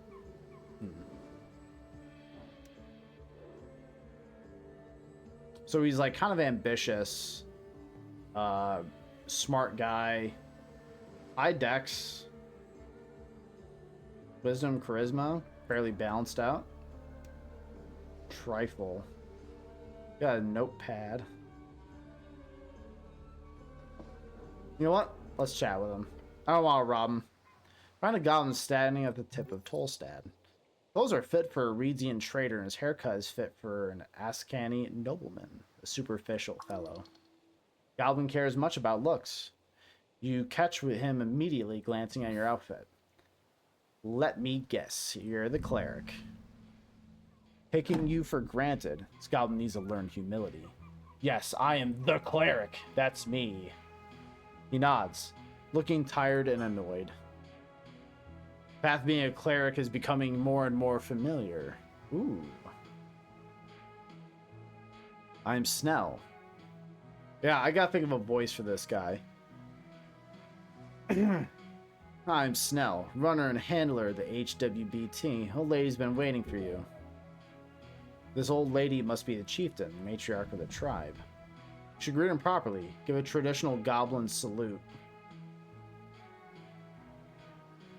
You know, I would say that's a failure. Fuck it. Nice to meet you. Snell. You raise your arms up in the air as one when dreaming an uncivilized tribal goblin. What the fuck are you doing? Cleric? What are you doing? Shake your hands a little. Not feeling it? Goblin does not respond, nor does he raise his own arms. Instead, he simply stares at you. His expression speaks of pain. Oh! We're so embarrassing we took 2 damage. Please, cleric, stop it. Scouring your mind has become clear to you the goblins, in fact, do not have a cultural salute. What you do remember, however, is salute from an old Earthfolk play where goblins are played by green-painted humans who ran around with their arms in the air. Oh, God, I'm doing green face. Oh, fuck.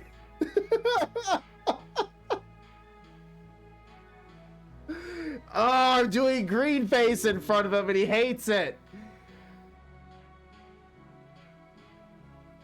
Oh. Oh, okay. Oh, no.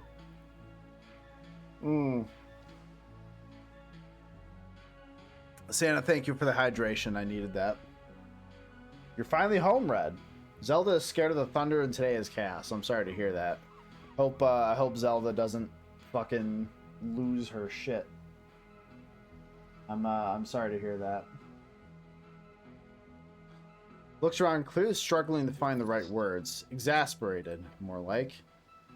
Okay, right. Head down to the garden throne, but he waves his claw towards you. What's all this? You look like human shit. You've been floating around the banks of the river. Your uniform shows it. He is insulting you.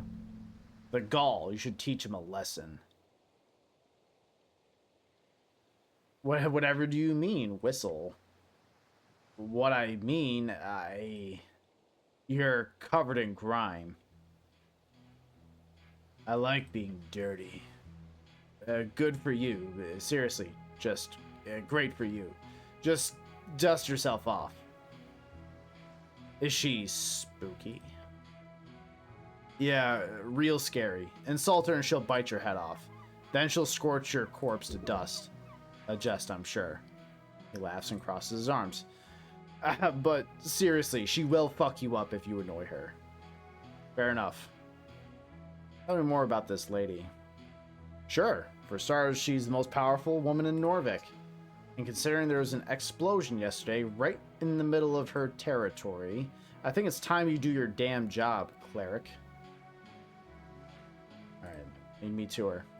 Good, but just to make it perfectly clear, some ground rules. Don't say anything stupid. Don't climb the trees. Stay away from the edges, and he grins, showing off his polished fangs. Enjoy the garden, cleric. Goblin scurries down the stairs. He seems to be in a hurry. This dragon sounds dangerous. Keep track of her fangs.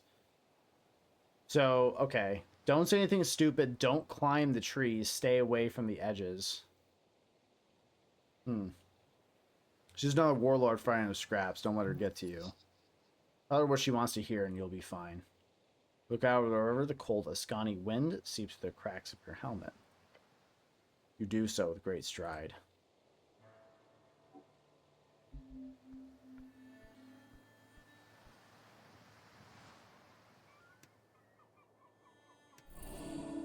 Yeah, I was gonna say, I took some damage from basically doing goblin racism. Not my proudest moment. Could be worse, though, right? Could be worse. Hey. And I don't know how much worse it could have gotten, but I don't know.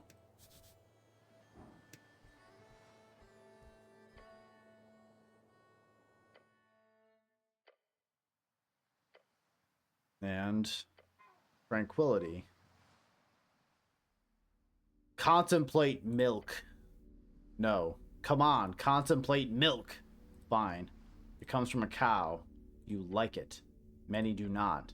Now contemplate something else.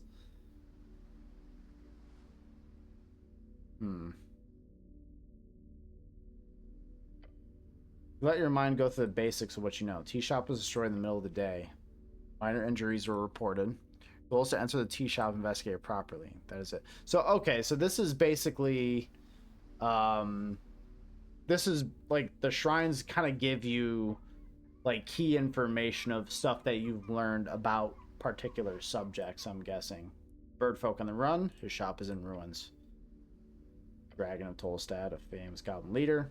Her reach sharp, her gaze strong. She wants to investigate the tea shop and report to her. Gotcha. For selection, your vote won't matter. Your vote will be the most important of all. Ask those around what they will vote for and find your voice along that way.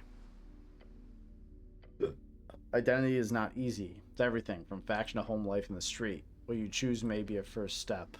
Choose wisely. Contemplate your fall. It's not an accident. You are not so clumsy.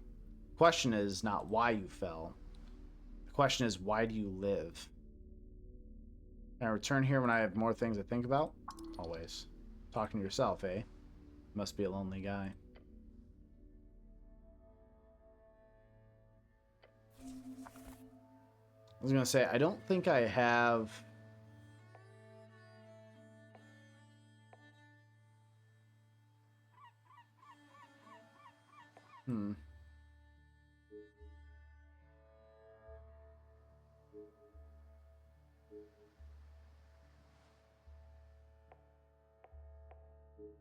Okay, so I can have Prayer of Healing on.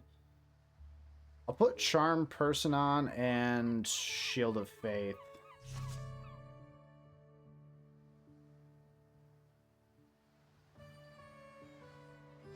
I feel like I may need Charm Person on for reasons. I'll pop this as well. Why not? I've started to become a kind of person who is like not afraid to use items nearly as often when it comes to like RPG games. Pipe like this could lead anywhere. I can engage with the pipe.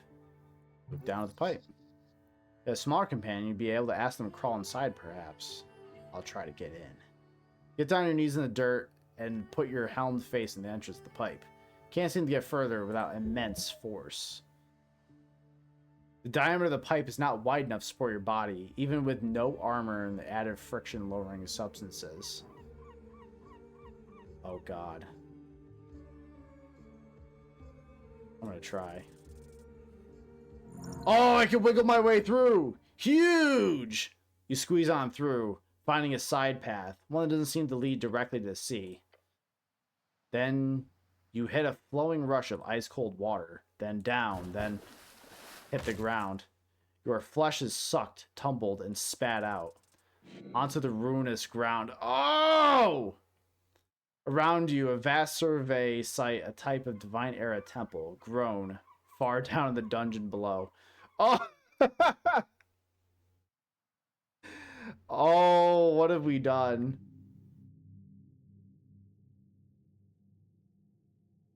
Oh, what did we do, dude? Well, interesting. Ow. Oh, fuck. Oh, I have this. Oh, I don't.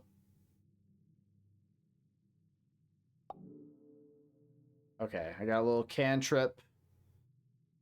I gotta take a short rest. I took a beating.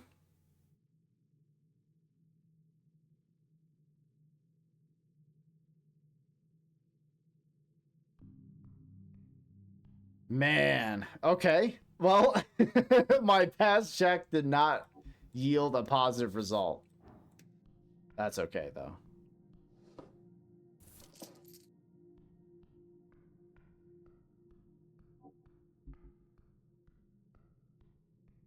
Joe, do you have tea? I actually do. I had some peppermint tea, but I think I'll have some apple tea, and I think I'll put a bit of honey in there soon because I've been doing a lot of talking. Doing a lot of fucking talking. Let me tell you that.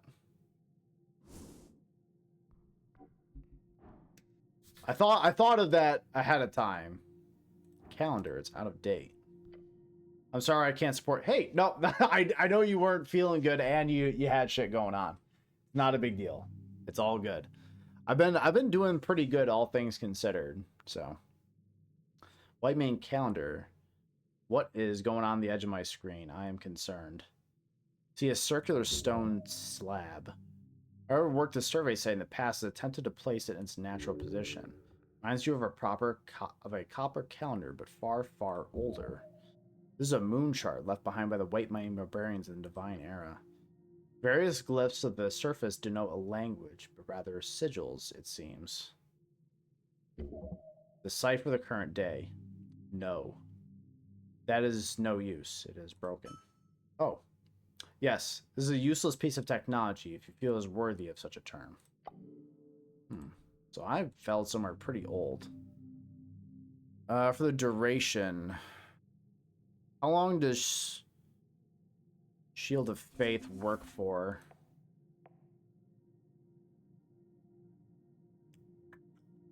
Passing time when bonus action, up to 1 hour. Okay. I've been forced to do people and have allergies taking over. Rip. Apparently autocorrect believes you're a hoe now. This is also partially true. I'm gonna say I should probably also save it. It's been a hot minute.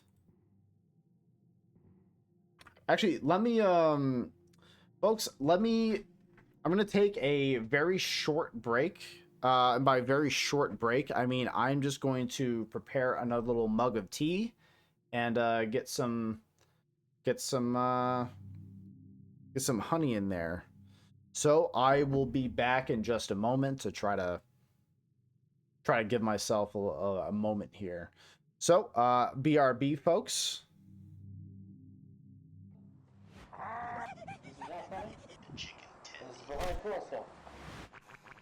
Animo sounds like Alamo.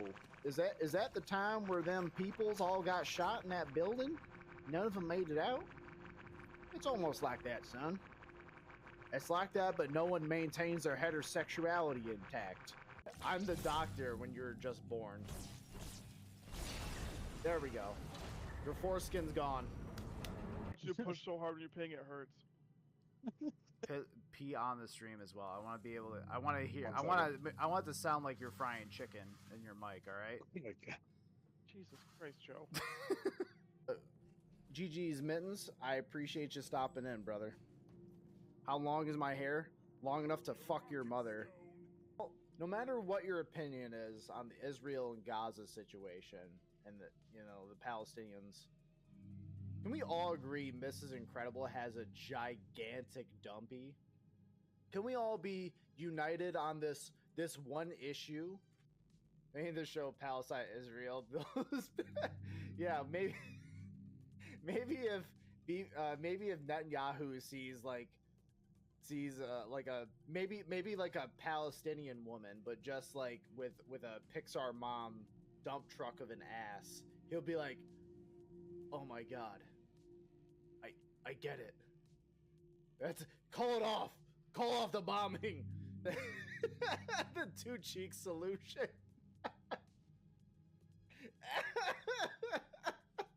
Oh yeah.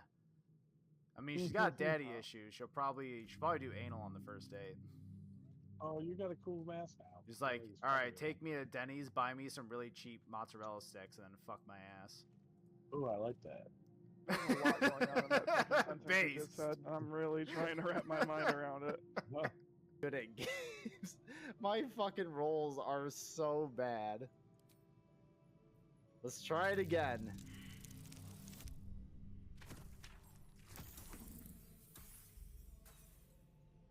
You've got to be fucking kidding me.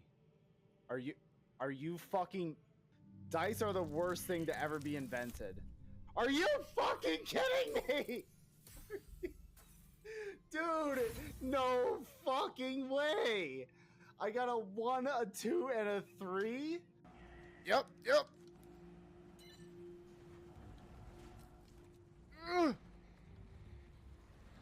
Don't fucking go through the door!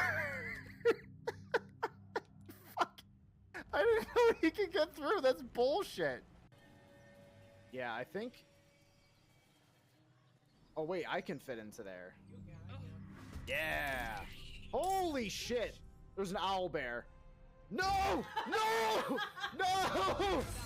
Holy fuck, no! We've got one symbol. That's better than nothing at all, right?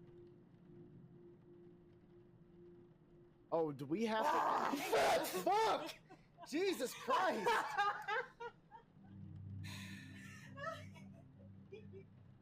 Lucky I didn't... You're lucky, woman. You're lucky I didn't fucking suplex you.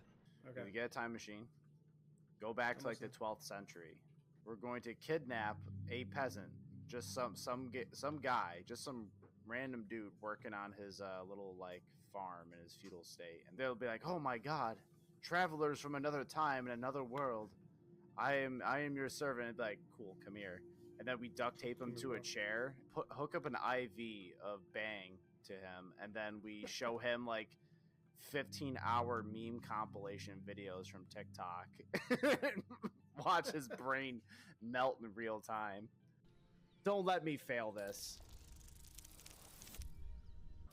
We're using inspiration. I am not failing the dog petting. I am not failing at petting a fucking dog. Are you kidding me? Man, personally, I'm like a leftover goblin. I'm just like, yo, man, you got any leftovers? You got any of that good shit? Yo, man, I'll suck your dick for a turkey leg. Kit Kats. Yes, I will eat Kit Kats like this. You can't fucking stop me. What are you gonna do, huh? Look at me in my eyes while I desecrate these Kit Kats in front of you. You don't make up the rules. I make the fucking rules. This is my stream. So what? All right, folks. I have returned. Okay, I got myself a fresh mug of tea. Decided to go with the apple spice, and I put plenty of honey in there.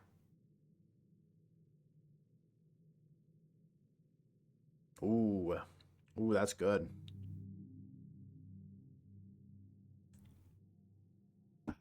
All right.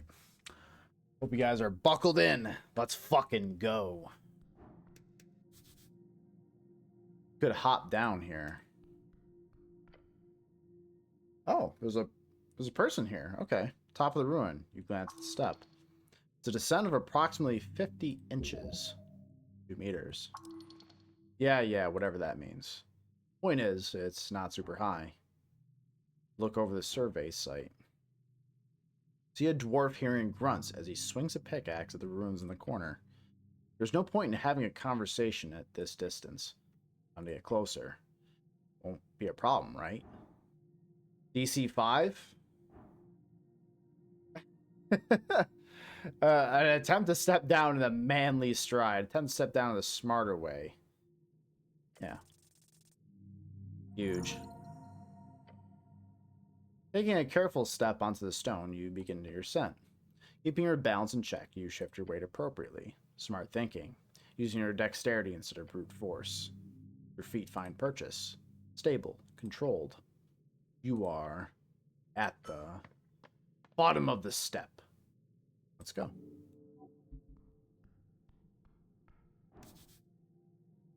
Adventurers must have hidden stuff in here. Damn right they do. Give me that shit. Hey, a shard and some money. Hey, not bad.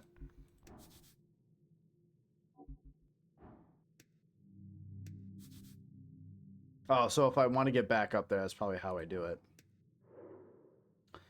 Askel Madsen. Well, let's check him out. See what's up. Oh, huge. We should be able to figure out everything on this guy.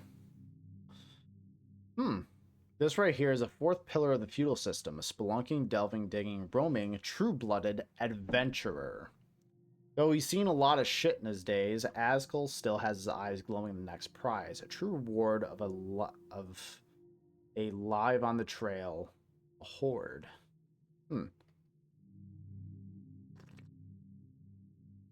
He will find it one day, someday, but not this day. Perhaps you will see him again. You're kidding. Of course you will. His expertise in the city below is not for nothing.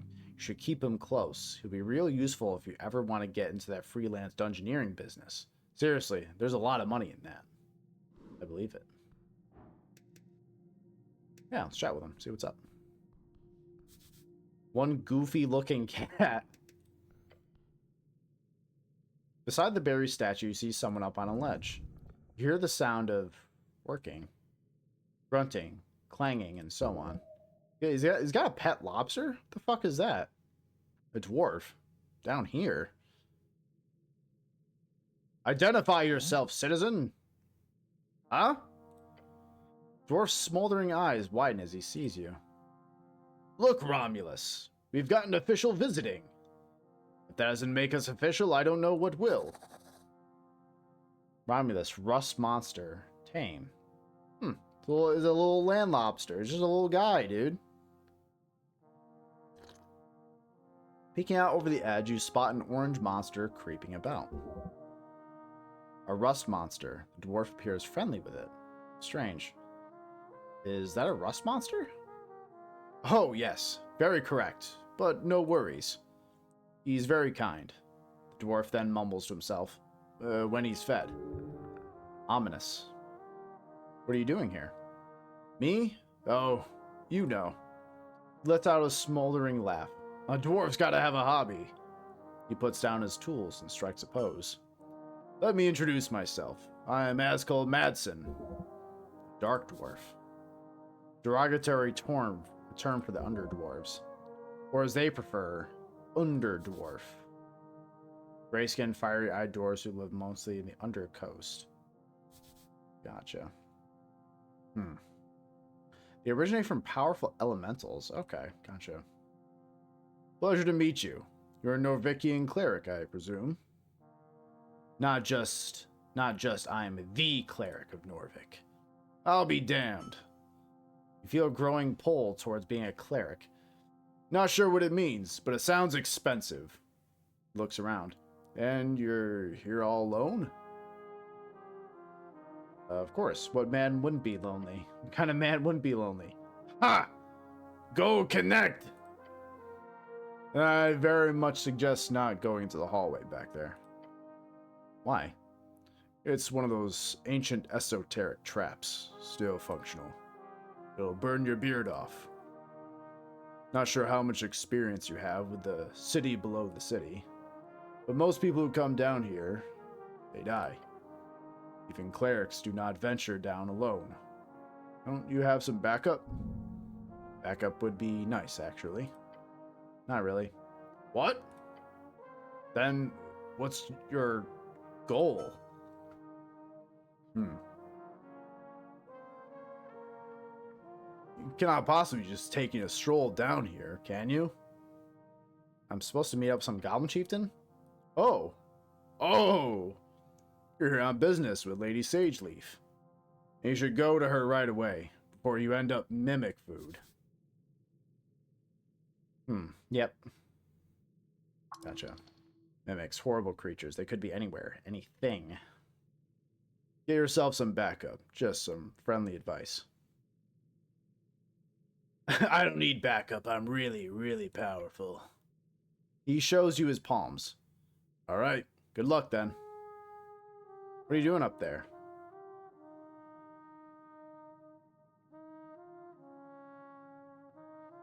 With a bright smile, he adjusts the collar on his uniform. Well, I'm what you call a historian with ambition. As he says it, the orange beast sends an echoing hissing noise down the chamber. Exactly, Romulus.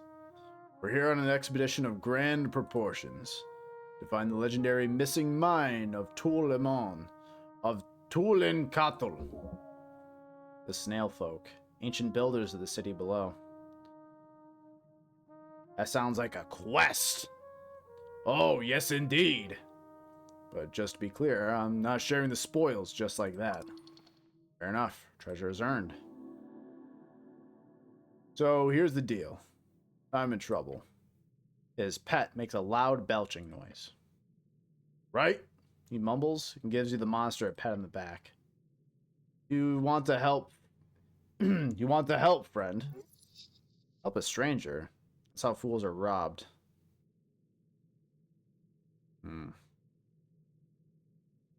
Help if I can get paid. Sure. I've got some loot to share if that's the case. Smart. Always negotiate up front. You see, there are 2 strange ruins in the section of the city below the city.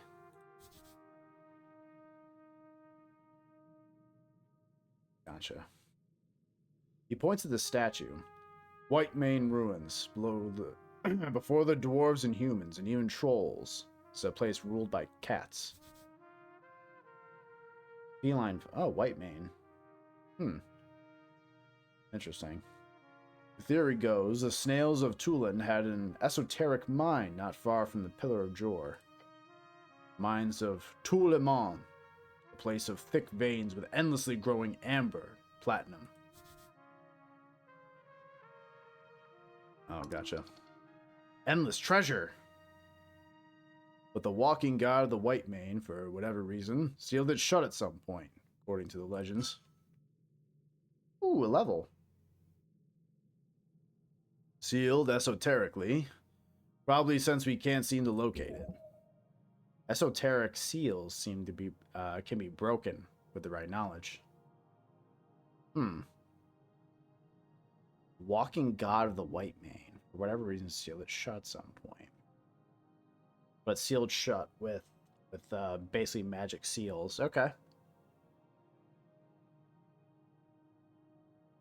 So there's an ancient snail folk and then slightly less ancient cat folk who built cat stuff on top of the snail stuff. Exactly. How can you hide an entire mine? You'd be surprised. The city below the city is... what is it? 4 or 5 levels of sprawling tunnels and caverns. Here under Tolstad, it's only this here top level that's in any way accessible. There could easily be some crevice far down that no one, not even the city's greatest paladins, have gotten close to discovering. So you're looking for it. Oh, yes. I'm not alone in this, of course. My research has shown me clear indications that these 2 ruins below Tolstad are more or less unexamined, at least by skilled hands. So what's the problem? There's no problem with this site. But I'm almost finished here. Now I'm unable to gain access to the second White Mane ruins. Because it's inside HWBT territory, and they are very unwilling to allow a dwarf like me past. These goblins have hired a brutish bugbear as a guard. He shivers. Horrid creature. But you're a cleric. If you can get across into their territory, then please head south. Through the goddamn. Through the damp high caverns, there should be a White Mane rune at the end. Shrine, probably marked by a bunch of feline symbols. Gestures towards the giant statue. Just look for big cats, essentially. You can't access it? He laughs loudly. No way, hombre.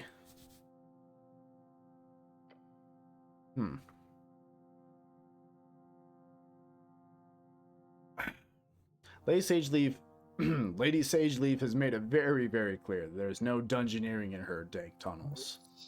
No comment. Based. Especially by outsiders, so no, that's not happening. Now, while she's the leader of the HWBT. What do you want me to do here? He leans over the edge.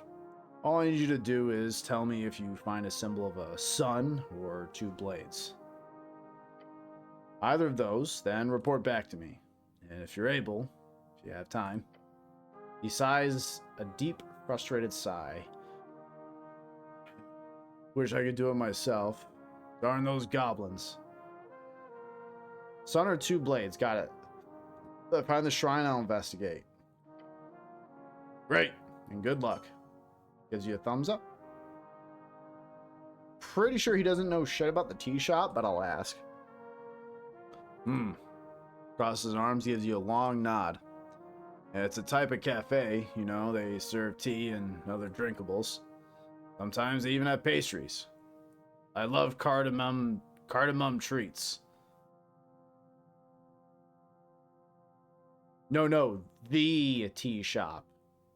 Clicks his tongue. Is there some kind of special tea shop I should be aware of? Good news, I'm feeling a little better now. Bad news, my phone is trying to catch on fire. That's pretty bad.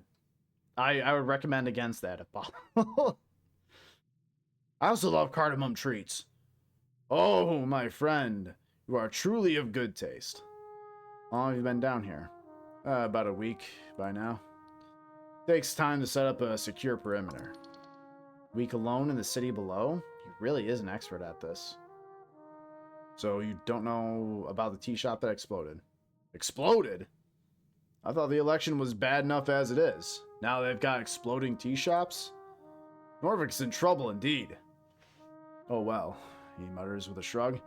Yeah, I'll be there, friend. My eyes glowing. Haven't met too many underdwarves, have you? Look, I don't have much time, but really, once I'm done, I can talk all you want.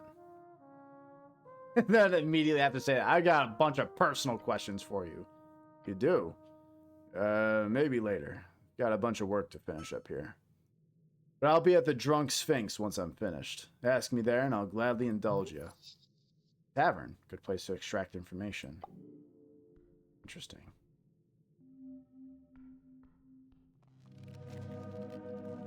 Ooh, baby. Okay. Is this just a little breakdown of what I'm getting? I'm guessing so, right? Do I just... How many of these points do I get? Oh, I get 1. I'm kind of thinking we lean to charisma up to 20.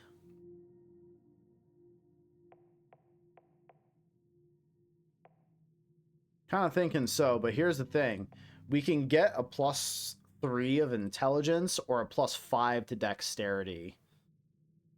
Like, the other 3 stats are... I'm not going to be too worried about kind of leaving them aside. But getting this, like, near to a 20, I think is pretty good. I think for now, I'm going to get a +3 to intelligence. And I guess we go from there. I'm happy with that. I'm satisfied with it. Just get a little bit of a higher bonus. Okay, now the question is how we scoot.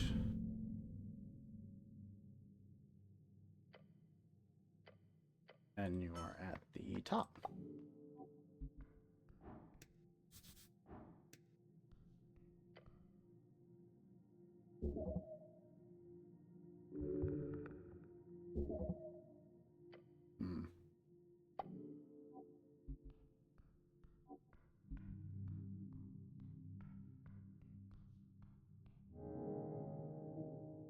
Questing tree. So we've put some little points into cleric. So okay, so that's how they do that, is that they like, the more that you kind of lean into like a certain direction, it gives you more XP for making those dialogue choices. That's cool. That's a neat way of doing that. I like that.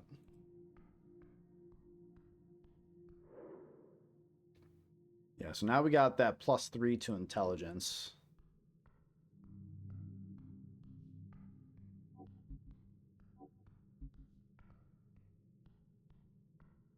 I think there's going to be some kind of trap.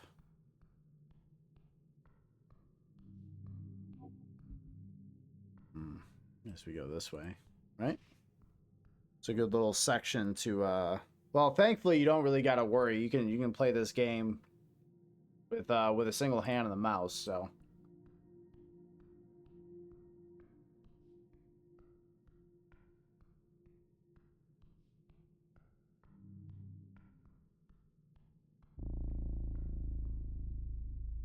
Fuck.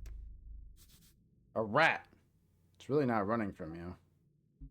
Large pillar.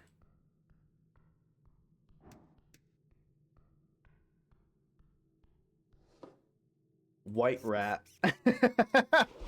I just have a rat now. That's T-posing. A white rat. It acts shyly, but approaches you nonetheless. It looks like it doesn't really want to get grabbed by you, but it also doesn't fight it. It says just follows along. Sort of not very happy about the situation, but what can you do? And all it does give you -1 charisma. That's pretty funny. That's pretty good.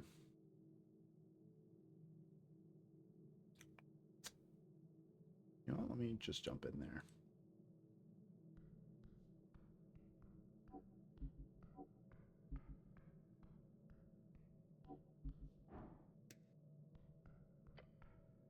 Pillar of Jor. Oh, this is one of those pillars. Look up at the pillar.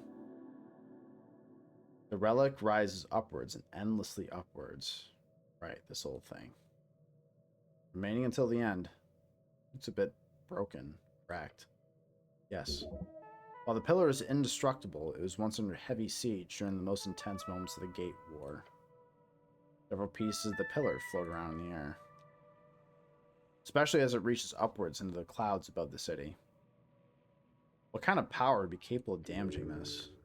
Gods. Most powerful of Arcanus. And make money off this thing? No way. They don't even take admission to see it, since it's such a trivial sight. It's a bit of a tourist destination, supposedly, but most people who travel the coast have seen one before, so it's not that interesting. How many of these exist? 8. Technically 4, depending on which scholar you ask. There are debates as to whether there are 8 pillars, 1 in each band, or simply 4 pillars that pierce the circular coast that stick out on either side. But ours the best one, right? They're all equally useless. They are seen as a status symbol by many, like a legitimization thing. But the fact is, no one has managed to make use of them in any way, despite their esoteric nature. So the Pillars of Jor are relegated to being visual landmarks, seen from across the coast through clouds and mist for miles. So what do I do with it? Nothing. Just a rock to you. A tingly, esoteric rock. You can always attempt to focus on it. Learn from this ancient relic. As you do, you feel the air itself tingle. Power. Listen. It whispers to you, unintelligibly. Touch the cold pillar.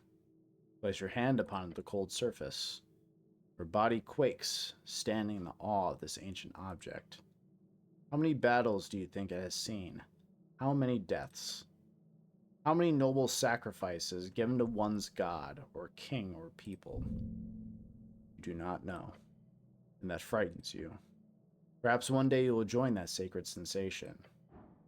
Perhaps right now. Try feeling it.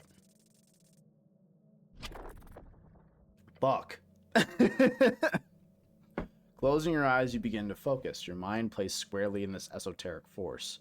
Your mind forms into an arrow, and you fire it forward. But it is repelled. Opening your eyes, your hand is no longer pressed against the cold surface of the pillar.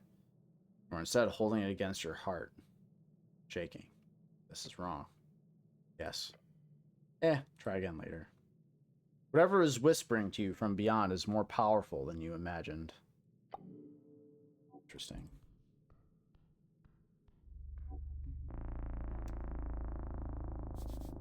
Oh, another shard. Neat. Absolutely. Ruffled feathers. Yep, that's from that. Music in this part's kind of cool, too.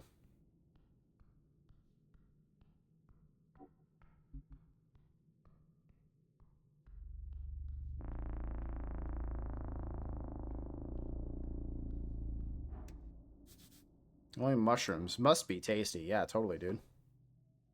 Svamp extract. Yeah, that had a... What was that used for? Oh, it's just used like a healing item. Okay. Gotcha. Guess I'll try going up. Oh, must be... Oh, more of them mushrooms. Something soft lashes itself around your ankle. Oh, God. There's no time. It is a trap! It's a trap! Okay. DC 15. Oh, no! Oh, no! Oh, fuck! It tightens around your boot. With a violent tug, you're forced to the ground, hitting the back of your head on the steps. Before you can even react, your entire body's been dragged over the edge. No, no, no, no! You're falling, but not far. With a painful snap, your descent is stopped, and now you're simply left hanging. Fuck!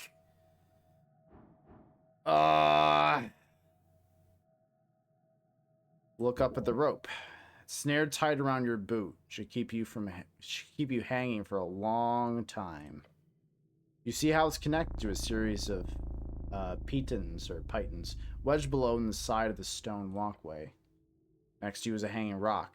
It acts as a counterweight. A terrifyingly efficient yet surprisingly simple contraption. Whoever set this up is an expert. You had no choice of noticing it before it went off either. You had no chance of noticing it before it went off either. Trigger must have been a hair-fine cord or something. A bit of a pickle. You don't say. How long can I hang like this? Not long. Your skull is pooling. Within minutes, you'll lose control of your mind. Humans can stay upside down for approximately up to 10 minutes. However, major issues might occur after only half that time. Suggestion: do not stay upside down. I'll call for help. So, what's the plan here? You're going for a somebody help or just a guttural fear-induced howl? Somebody help! Your voice echoes up and down the stone spiral. After a few seconds, it fades. No one will hear you, sorry to say. DC 7. Really? Wow, we got a pretty generous. So now I'm terrified as to what happens if I fail this. Like if I roll another like nat 1 and plus like my strength modifiers are terrible. However, I got 13 off this DC for understanding the contraption and just basically having some willpower. So we're going to try our best. Oh, thank God. By a hair, dude. By a hair. Okay. A final deep breath. You feel the numbness spread as you heave upwards, one gloved hand grabbing the rope, then another. Through sheer power, you pull your entire body weight upwards, climbing higher and higher until you roll over the edge. Get the rope off. Your fingers dart around your ankle, desperate to remove the latched rope. You rip it off, toss it to the side. Free. Safe. Alive. That was awful. You realize that you've been holding your breath. Your lips are probably turning blue. Breathe! I need to breathe, damn it! Air fills your lungs. You are alive. Check out the rope. Extremely sturdy rope. Thick, soft to the touch. Basquiat hemp, type to grow on the border between hazy and Kargamesh. Whoever placed this trap is an extremely well-funded or highly resourceful individual. Creepy. So, if I had to guess, it was probably that dwarf guy who was down here. It was probably the dwarf guy who was down here. I think he said he made like a perimeter.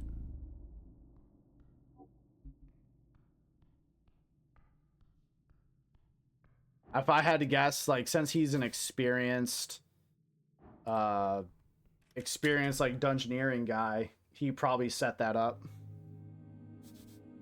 Oh, wait. Blow glass, very common magic item.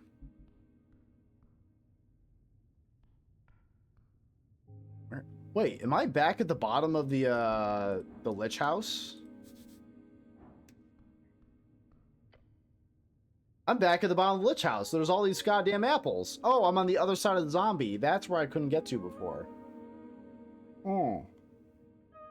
You approach a crate full of sand. They've imported sand to Norvik? For what? Glass blowing? Inspect the crate. It appears unmarked. Lid has been tossed behind it. Looking closer, you can see how the lid has been bludgeoned. There's splinters, and the nails that are supposed to keep the crate shut have been ripped out.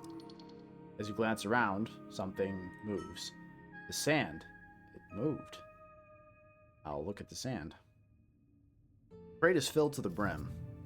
It's not just sand. Just sand. Why would they crack open a lid like this? I'll touch the sand. Your gloved hand trails across the surface. Sand shifts slightly at your touch. Pull back. Underlined choices are more risky, but offer more reward. Go deeper! You dive in with your whole hand, fingers first. This one does not. Then you feel a tug, a grip, and finally a pull. Wait, your shoulder is almost pulled out of its socket. Ah! You manage to keep it from engulfing most of your arm, but in the process, the sand grabs onto the front of your helmet. Your face is now sinking. The sand will be a benevolent master. Fight it! You grab the rim of the crate with both hands, but as you pull your entire adrenaline-filled arms to work, you feel energy being sapped from your veins. You are being sucked out of your skin. It's vampire sand. As you keep pushing, you realize you could get out. You could get out of this point. However, you have to leave the helm behind. Do you need to really keep the helmet on? Yes, you do. You have the distinct knowledge that your brain might spill out if you remove it. Metaphorically, of course. Damn it! Keep it on. Muscles start to mush as you stop the struggle. Fuck! Grab the rim of the entire crate with both hands, but as you pull your entire adrenaline-filled arms to work, you feel your energy being sapped from your veins. You're being sucked. Try it again. You grab the rim with both hands. There's a hazy noise of a head no longer filled with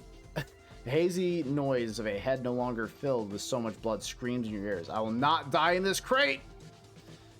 Filled with pure fires of adrenaline, your muscles creak and your bones crack, and it pays off. Within seconds, the rock-hard grip of the sand loosens. Then it drops entirely. You swing your head back, filling your lungs with air, as a trail of sand follows you. Ugh! Within an instant, the sand snaps back into the crate, not a single grain dropping to the floor. You stumble back. Glancing over the crate, you see its content now lies still, like nothing happened. You should put on the lid. Make sure this does not happen to someone else. Am I alive? Possibly. Shake your head and get rid of the sand in your ears. It helps. Oh, thank God. A little. Carefully put on the lid. You take very, very careful steps towards the crate to grab the lid. Place it gently on top. Your job here is done. I've done a great service to the community. Oh. Huge. Broken sword. Fucking based. Standard issue Earthguard blade. One-handed usage, lightweight, crap quality, makes you feel like a big man as an agent of this. As an agent of the state.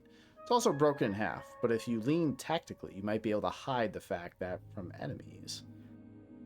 Interesting.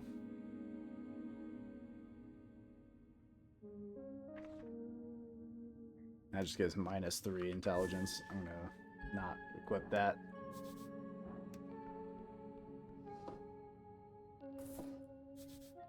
Ordered goods from the receiver is marked as HWBT.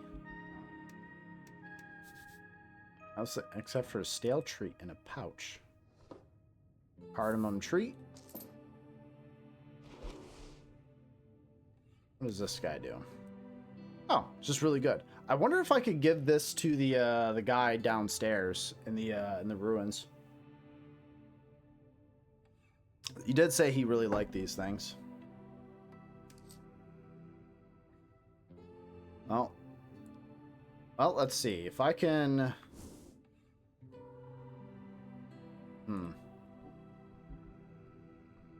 Oh, goddamn. Can't open it from this side. I'll have to go around. I'm gonna say that zombie was here, right?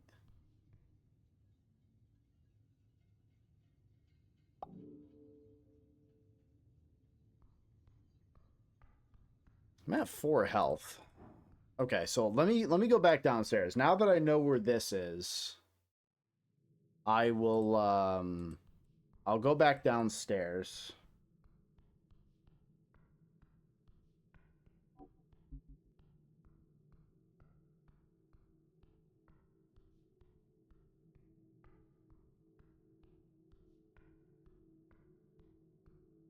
Oh, okay, yeah.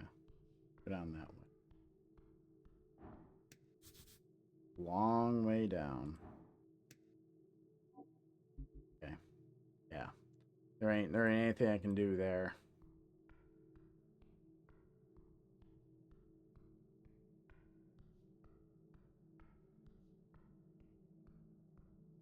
The lighting is really good too. That looks troubling. Halt. Oh, is this the bugbear guard he was talking about? Hmm. Bugbear. A brute, a beast, and a warrior. She could break you easily. Yeah, she can. Trifle. Good apple. That's a dexterity check. Wooden shield.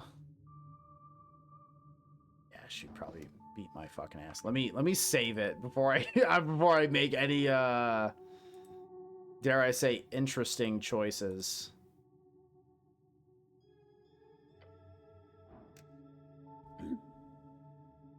Halt, human. A hairy beast towering over you, its face contorted into a stern and probably permanent frown. Do not pass further. It's a bugbear. Most common in the West, living in the rough lands between Fordnip and the VK. Dwarven slang for Vizca, if needed to be shortened. I don't like your... How do you do? She gives you a perplexed look and gestures in several directions. I'm working. Go away. I, Moongor of the Rigid and the HWBT demands it. The bugbear places a hand on its weapon. Morningstar. Is it for you?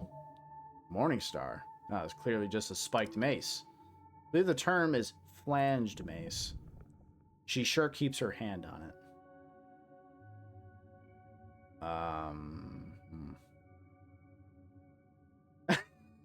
I can try to flirt with her, eh? That seems like the worst fucking idea of all time.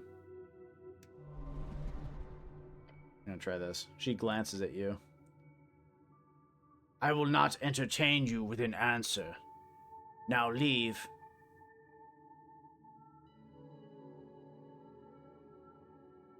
Can I go in the other direction? She grunts. I do not recommend it. There are devilish traps set up along these halls. And do not enter the crypts. There's an undead guardian. An undead? That's kind of stuff I take care of. You? No. I do not believe you can take on an undead warrior by yourself. Whom do you serve? She snorts. I work for the Halfways. I serve Lady Sageleaf.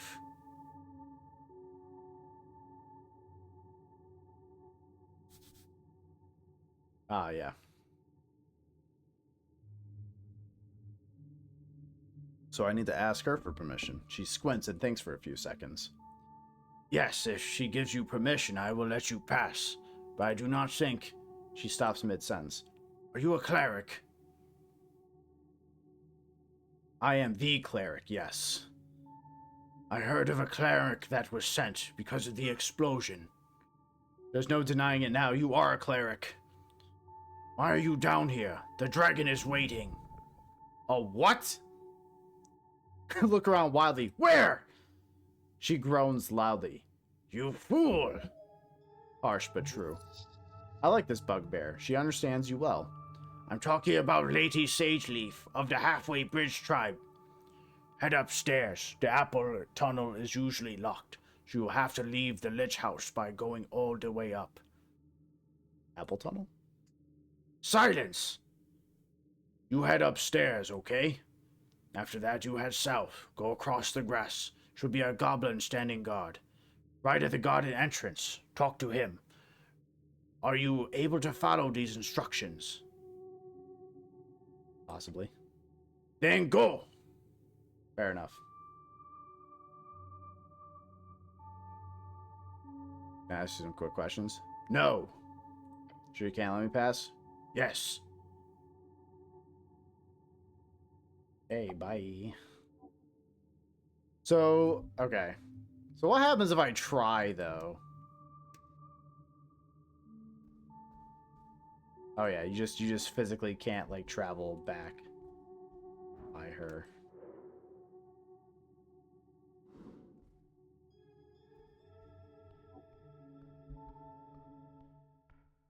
Plus she'd probably beat my fucking ass anyways.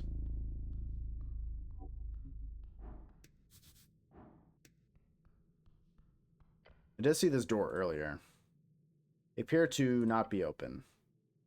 The legendary horrifying OWD. These are all over any proper dungeon. As it should be. Horrifying? Yeah. In a figurative sense. Logistically, maybe. Dungeon. Have you looked around? Legendary. Truly. Should be. Should be. OWD. The one and only one-way door. They keep popping up all over the place underneath Norvik. Some upstairs too, but that's rare. So we'll need to find the other side of the door to open it? That's the logic here, yes. Okay. How terrifying. A one-way door, you say? My God.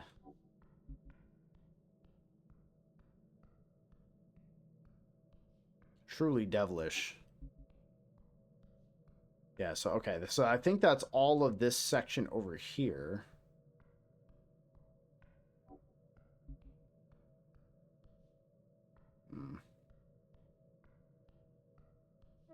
Paw prints. One on each side. There are 2 faint paw prints here, one on each side of the hallway. Should I touch one of them? Yes, the only way to find out if they are esoterically aligned or not. Just be ready for the worst. Esoteric bullshit like this is a tendency to do stuff. Esoteric bullshit. Whenever the weird, unstable magic around Jor's coast makes anything a bit too wacky, people tend to say this. Should I touch both at the same time? You would require twice the arm length for that. Okay, sad. 2 walls seem so far apart. Seeing as how there's a skeleton like half embedded there, I think I'll wait to see if I can get like another party member, and then I'll make an attempt at that because I have a bad feeling about it. At the end of this hallway, in an alcove like any other, you see a book. It sits on a thin ledge. It does not have anything on the cover. No one leave a book like this, not without it being stolen very quickly. That's true. Anyone with half a brain would take a weird old book like this and sell it to some collector, given the chance. Open it. Flip to a page. Any page. You flip through. Multiple. Well, empty. Keep flipping. Keep flipping until you see text on a page. It says in a clean and steady handwriting, "What tome do you desire?" Cleric. Clearly, this is esoteric. You take out a quill. You remember a number of ancient tomes, books, letters, and various pieces of literature you could ask for. You scramble to remember the names of various books, letters, and various pieces of literature you've seen throughout your education.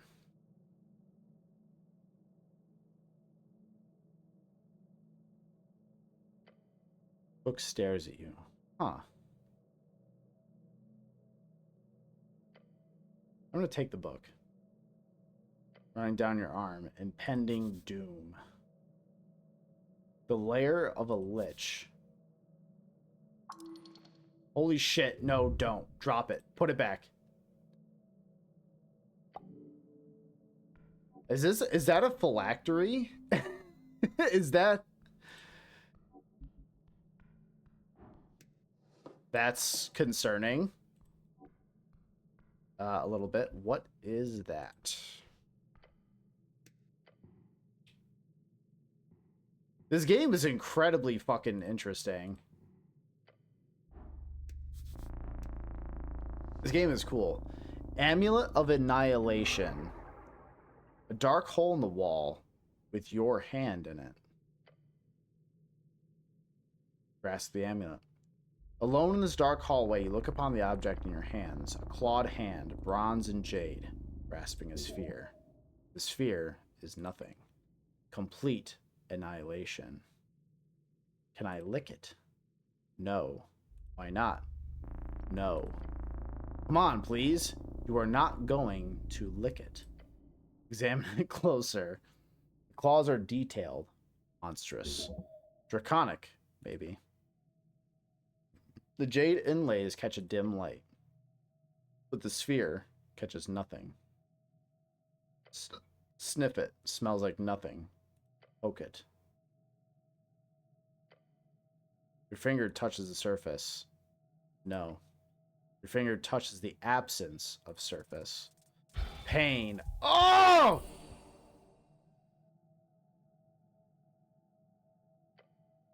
You yank your hand back. The tip of your finger is gone. Skin, nail, just gone. It didn't cut. It didn't burn. It just simply stopped existing. A sphere of annihilation. Miniaturized. Weaponized.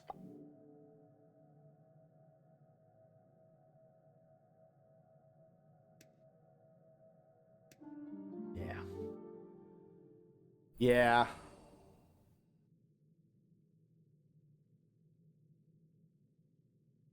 Well. Holy shit. Well. Interesting. Yeah, what slot does that go in?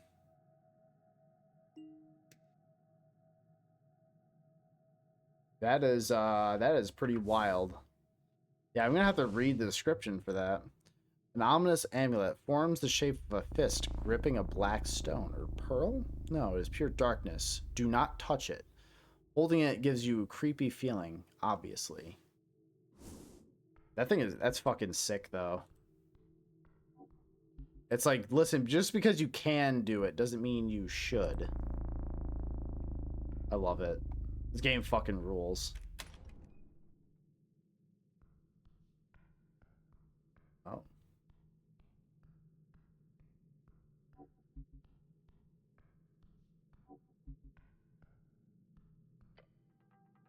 Everything suddenly goes very, very tight. A cramp? What's going on here? You can neither move nor breathe. This is possibly quite terrible. Hold on. You're not just playing around? I can't move. Oh no. Oh no, no, no.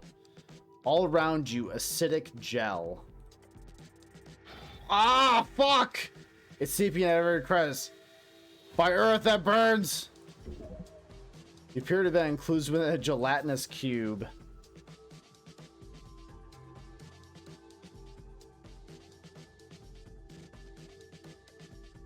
You are statistically very likely to die here and now. No! Not like this! Not in this terribly embarrassing way. What kind of idiot just walks into a cube?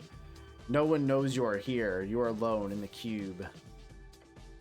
You can escape. You're strong enough, right? A man is alone. Alone, you can survive. No. Oh, no. You struggle against the incredibly hard mass along your limbs, around everything. You fight, yet your muscles give out after reaching just a little bit further. Ow. Burning continues. Ah!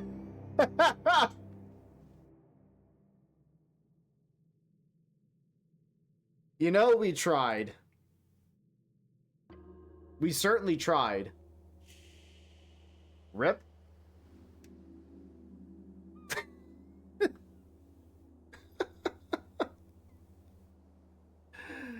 Oh god. Yeah, that is a cube. That is a whole ass gelatinous cube.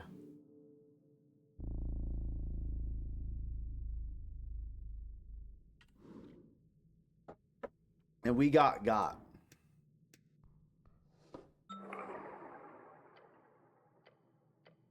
right, so we did all this.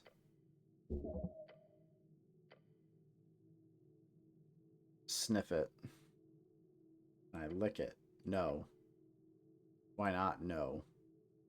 Do not touch the goddamn orb, dude.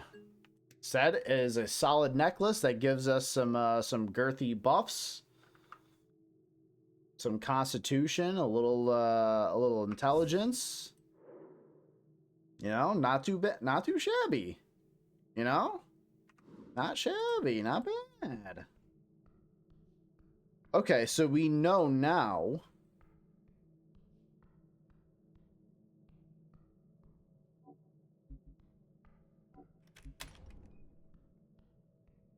We know now not to go down this hallway.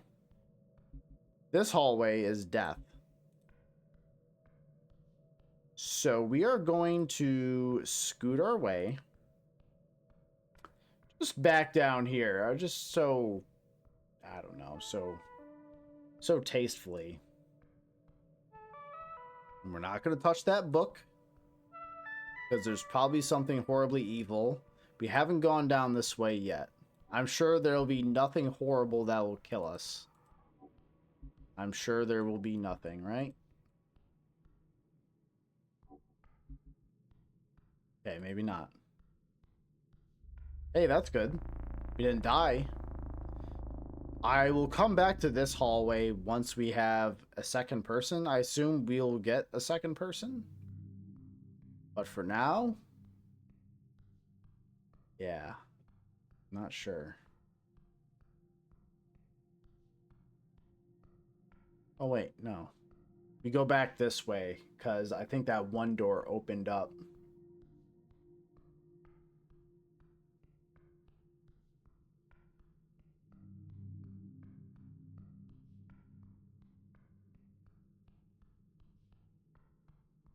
Go around the big old pillar. This door opened. Oh, wait, okay. That's where that went. It was just confusing me with the perspective. I thought this spot up here was for some reason like a different part that was up above. It's just okay. I just didn't interpret that correctly. Okay. So now I gotta go back up. Through the tea shop, I can't get past the bugbear lady.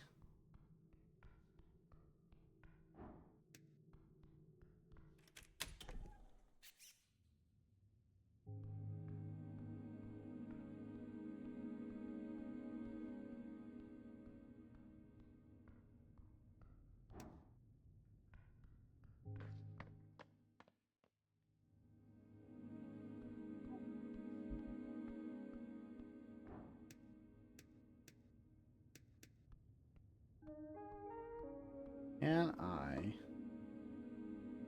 The mind expansion. Pale man turns and stares. You slowly remove your hand from the right side of his pocket. Bad feeling. Play it off. Be cool. Say sorry. No worries, cleric. Maybe the stuff in his pockets aren't valuable. Maybe he's so rich he doesn't care.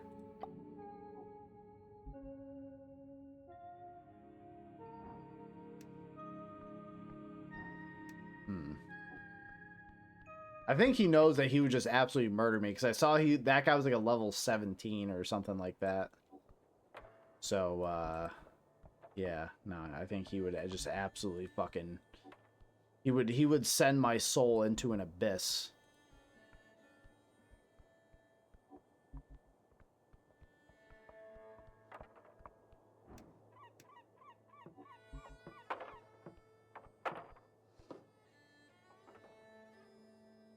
You know what? I'm gonna save it here. I'm not gonna save scum.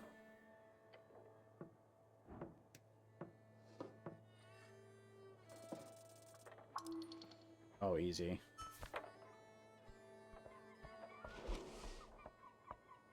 Yeah, nice documents, dumbass. Formal permission of it contains a lot of legal nonsense, making it difficult to parse. Quite light, like some kind of magazine paper. Unrolling it reveals a short statement about a political rally in the square. Permission of public gathering is accepted. It says the big letters in the bottom, followed by a signature, Tolstad Magistrate Nicholas Darrow. The actual text used an archaic and typically bureaucratic writing style. Examine it with detail. Easy. Easiest game ever made, chat. Scan the text again, checking for spelling, phrasing, and terminology. It is perfect. Not a single error. Except the date. It says the rally is supposed to be held on the 16th. Document is perfectly legal, but it's expired. Have I seen this document before? Yes, often. In your scribing duty, you've signed these a number of times. Look at the dates. Yeah, it's expired. Cool document. It is not. I don't like it. Oh? How come? If it's a legal document? Duh. General tomfoolery. Fascinating. Stop looking and leave. Well, I will chat with her now.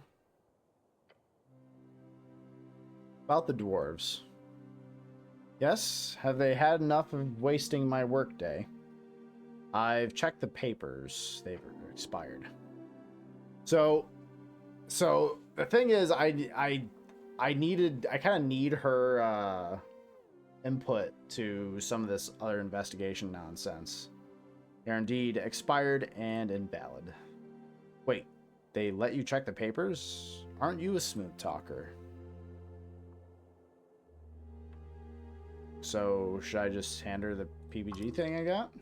Yes, she would surely reward you for it. The documents in hand, she could simply hand it over to the magistrate's office and let them deal with it. Could be a good idea. There you go. Fuck it. Wait, what's...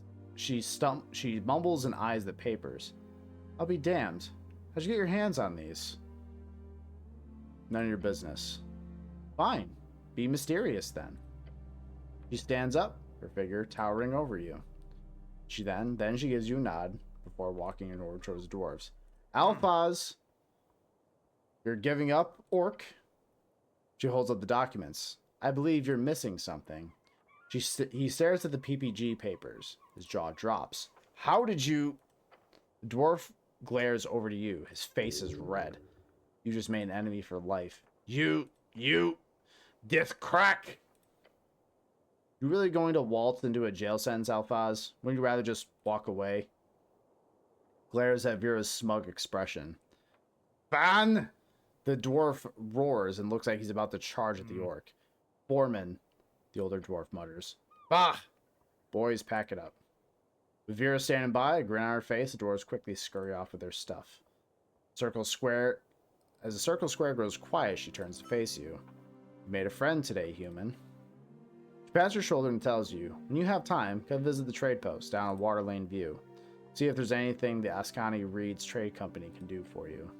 Finally, it's just you here. Huge. Dirk, my boy, good to see you. Lurking and painting? Hell yeah. And the free strides on your side would be highly beneficial. Oh yeah. Take root. What does that mean?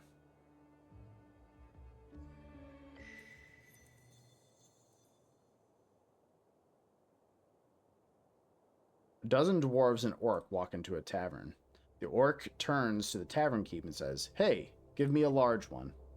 Tavern keep says, "Please don't turn this into a joke. These are real people you're talking about." What's going on here? Let me continue. So the dwarves go. The dwarves have struggled as a minority for decades. They deserve respect, nothing less. The political... Wait, no, really, what's going on? You're divided, but a truth will be achieved. Whatever. Look at the gist of the story is. The orc is hard at work, improving this shitty little city. The dwarves are annoying and stupid. Got it? You believe for a second the orc wants the city to improve. No, you've seen too much to ever believe such a lie. It means there are poor people, just making them the good guys. Some kind of debate, eh? Kind way to put it. The revolutionary free strider will bring freedom, democracy, and riches to Norvik. Democracy, said to originate from the early arcane era, the old ruled majority. Those with suffrage may vote to enable their preferred government, a truly messy and ineffective process. Last part of being the most poignant. Let us focus on each of these points, one at a time. Oh, come on. Freedom. Free Strider would only focus on helping the rich, and so on. Democracy. They do like that, but they're really corrupt also. Ridiculous. Riches. They might bring a lot of money into this city, but it's always going to the factory owners and already rich folks. Yeah, because they actually work. This is silly. Without free striders, you'd probably be a farmer. Who the fuck wants to be a farmer? Farming is good, healthy work. Don't change the subject. You two ever shut up? Not really. I feel like I should make a decision here. Choose a feat. Yes, you must retain the spirit of the Asgalian Revolution. Completing a quest branch, you can allow it to take root in your mind. When doing this, you must make a choice between available feats. Take a deep breath and stand up against the ever-growing wave of capitalism. You should choose Asgalian Spirit and Speech. This feat, you restore 1 hit point for every hour that passes. Interesting. Huh.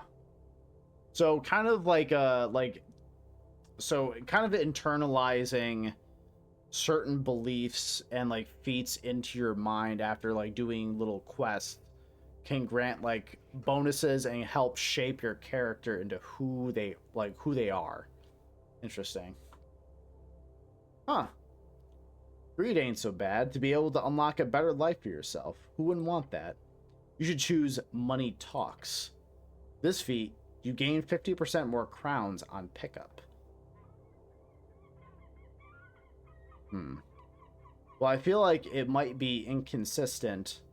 I feel like my guy's a bit greasy, considering that, I feel like my guy's a bit greasy, considering that, you know, well, first of all, it'd be inconsistent with the outcome of the story, because I kind of helped further, her goals, because she works for the Free Striders.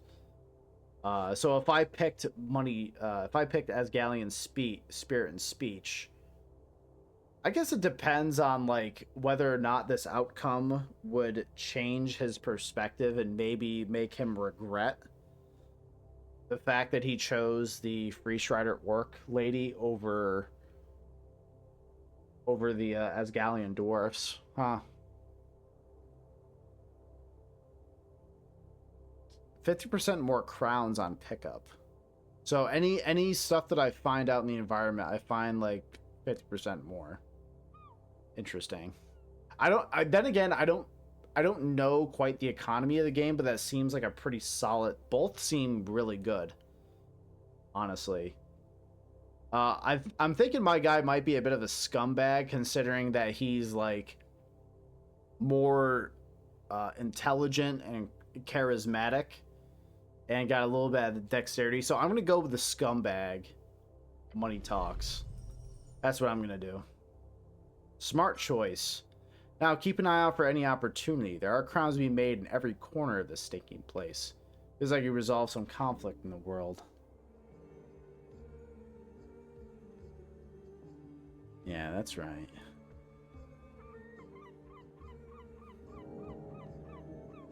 Nice.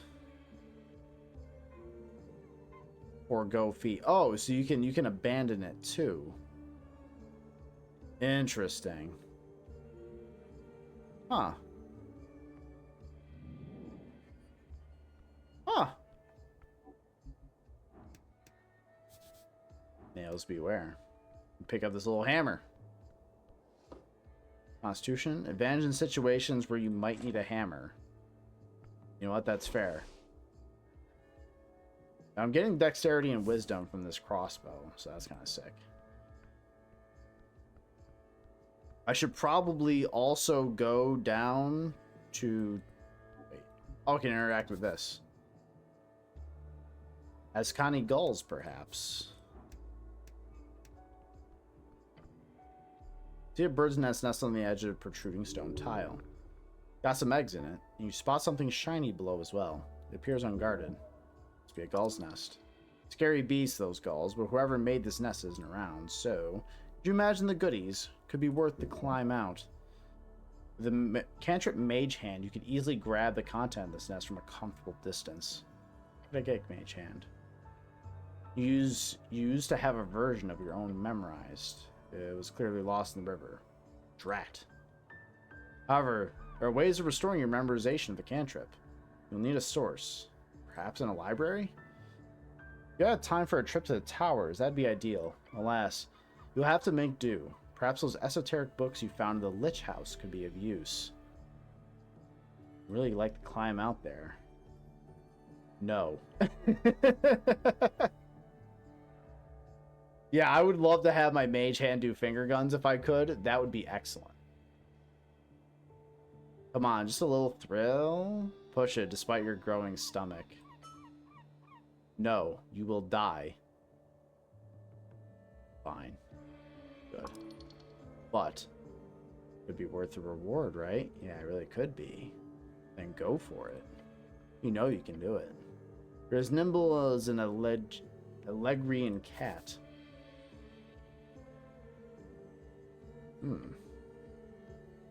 As fast as a tumbling Vorgeni screamer.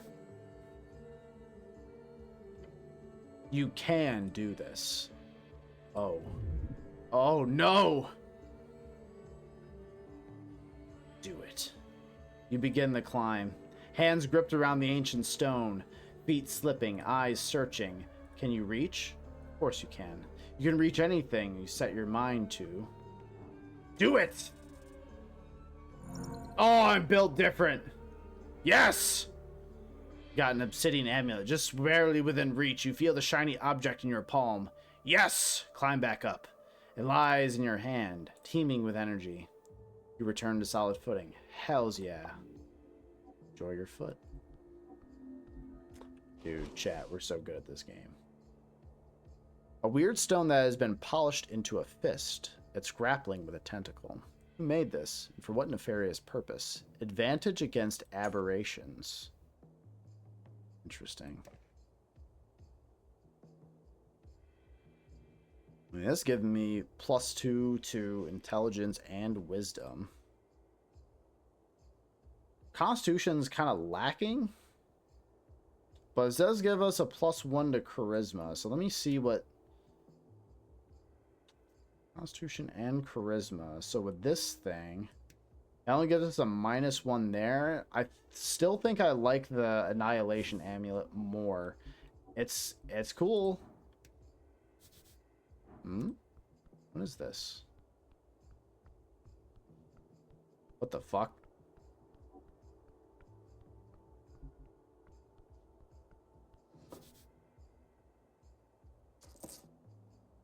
Oh yeah, found more money, baby.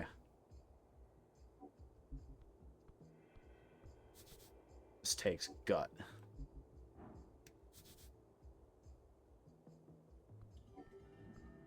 Yeah, this takes everything, chat. I'm just built different. Look at all that money. We're living large, baby. All right, I'm gonna talk to that goblin lady, Lady Sageleaf, down in the courtyard.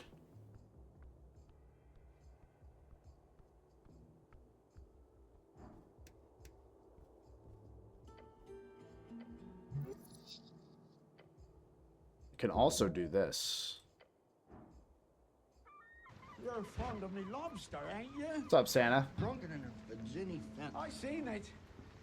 You're fond of me lobster.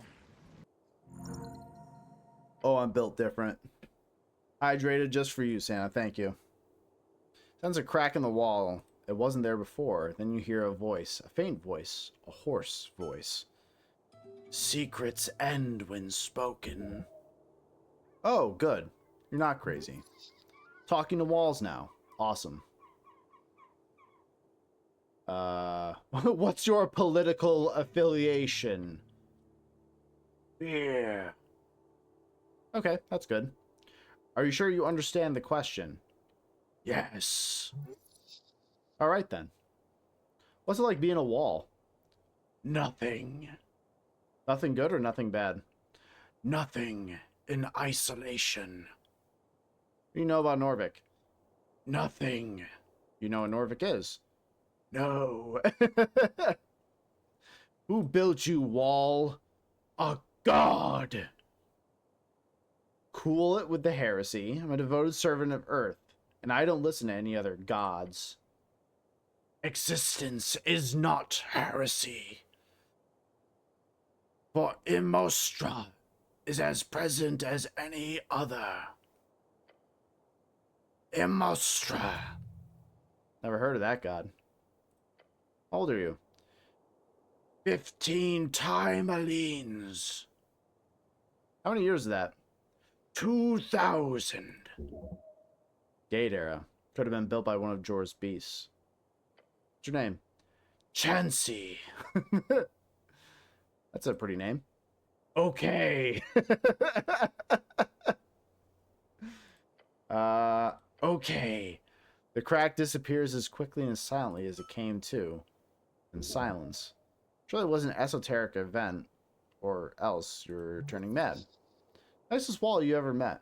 Bound to the wall. Thank you for your time. That was a weird event. Oh yeah.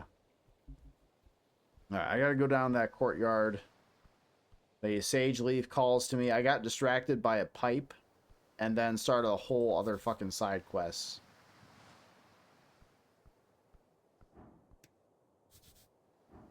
Dank smell from below. Sheesh, I love me a dank smell, baby. Some goblins. Boomst be this. I'm getting distracted by all sorts of cool looking stuff.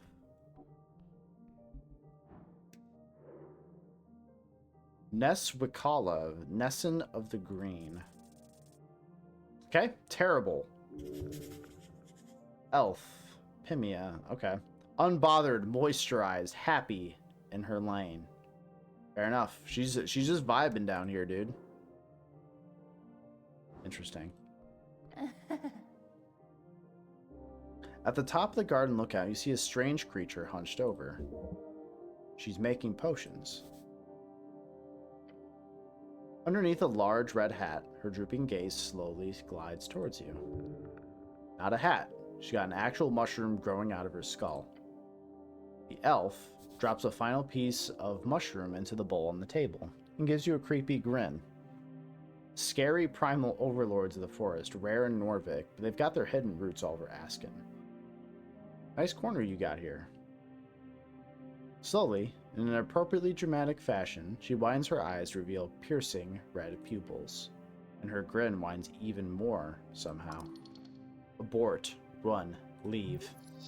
Oh gods, she's trouble. She's real trouble. Just look at the side of her head.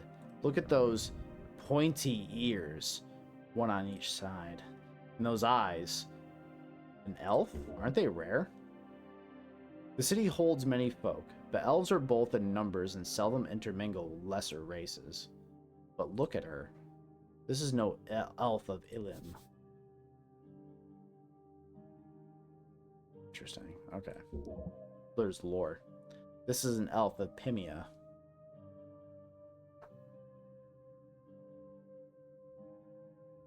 Hello, elf. You hear a guttural chuckle leave her lips.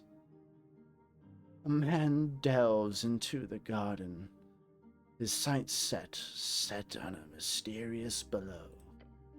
Are you that man? The way her eyes dart back and forth like that, is she on something? Yes, how do you know that? Goblins are not the only ones who whisper underneath. I'm sure there's ghouls and goons as well. She tilts her head in comically large mushroom hat. I'm talking about plants and such. The elf stammers, or is that an idiolect? Not a speech impediment. Is it her undercoast accent seeping through? Oh, it is her undercoast accent seeping through. She turns around, her red eyes glimmering beyond a mist of spores. Ness Wicala of the Green. Call me Nesson. I am underling to Hierophant Ophidiana. Nesphant Ophidana. Legendary Archdruid of the Undercoast, known for keeping balance. Oh god, there's so much fucking lore, chat. Of course, a druid. There's something esoteric going on here. You're a druid. Prove it. She gives you a goofy smile. I don't see how you could prove such... I'm going to change her voice because she seems happy, though a bit tired. So I'm gonna change up her voice. I don't see how I could prove as such more than I currently do. She points to her head mushroom. There are indeed not many folks sitting around pretending to be mushrooms in bushes. Otherwise, this city would be even stranger.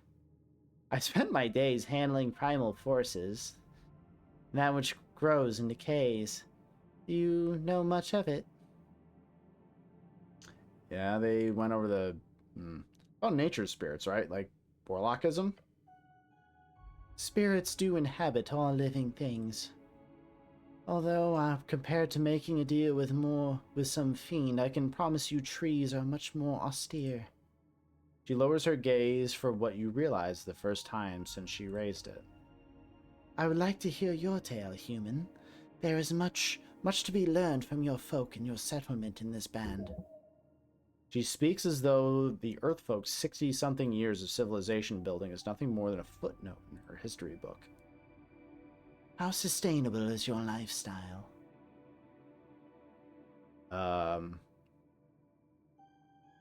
You mean me in particular or my people? Both, or either. She presses down a mushroom in her bowl, sending a puff of... Sending? Oh, really? It's giving me, like, false positives?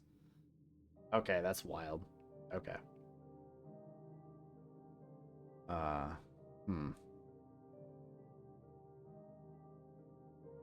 Sustainable. How do you replenish the sources you consume?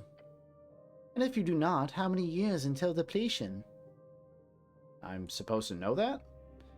I do not mean an exact number of hours or even years until you run out of natural resources.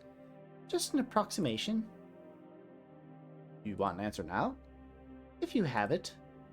But there is no stress. Think about it and move on. If you focus on yourself, you can probably sustain yourself for a long-ass time.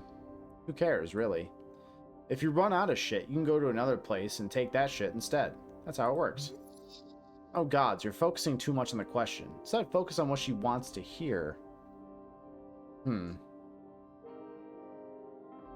Okay. Interesting. So she wants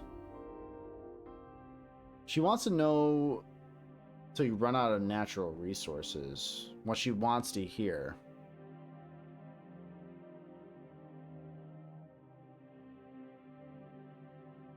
I could be like confused. She tilts her head, a smirk spreading on her lips. How sustainable is your lifestyle?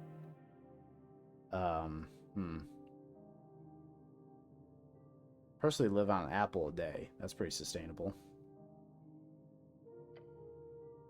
Oh, that's not good at all, human. Your kind requires much more sustenance. A true statement. Please consume food. Not this guy. Pose with your thumbs. Pose with your thumbs in the air. Your legs tremble. To be fair, you haven't had a decent meal in a long time. She shows you a worried expression. Care for yourself. Do not let the idealization of a goal hinder your healthy lifestyle. She gave you svamp extract. She gives you some of the mushrooms from her bowl. Please, eat. It is as the hedonists say. Hedonists, an infamous group of activists and anarchists spawned towards the end of the Coast War. They stand for something, probably. Mostly known for inciting riots and playing with demonic forces. So, evil hippies, got it. Listen to your empty stomach. She's well read, even if it's an anarchist rubbish. Handouts. Don't mind if you do. Places a palm against the rough floor. Ophidana has helped keep the undersea from being overtaken by unbalancing powers. Demigods, fiends, celestials, your human arcanists. Each creates a power that can not only each creates a power that not only overtakes the primal, they do so with ease. That great war your kind waged upon one another delayed it, but I do certainly believe it is inevitable. Primal is just another of those powers she mentions. It can be tamed. Should be.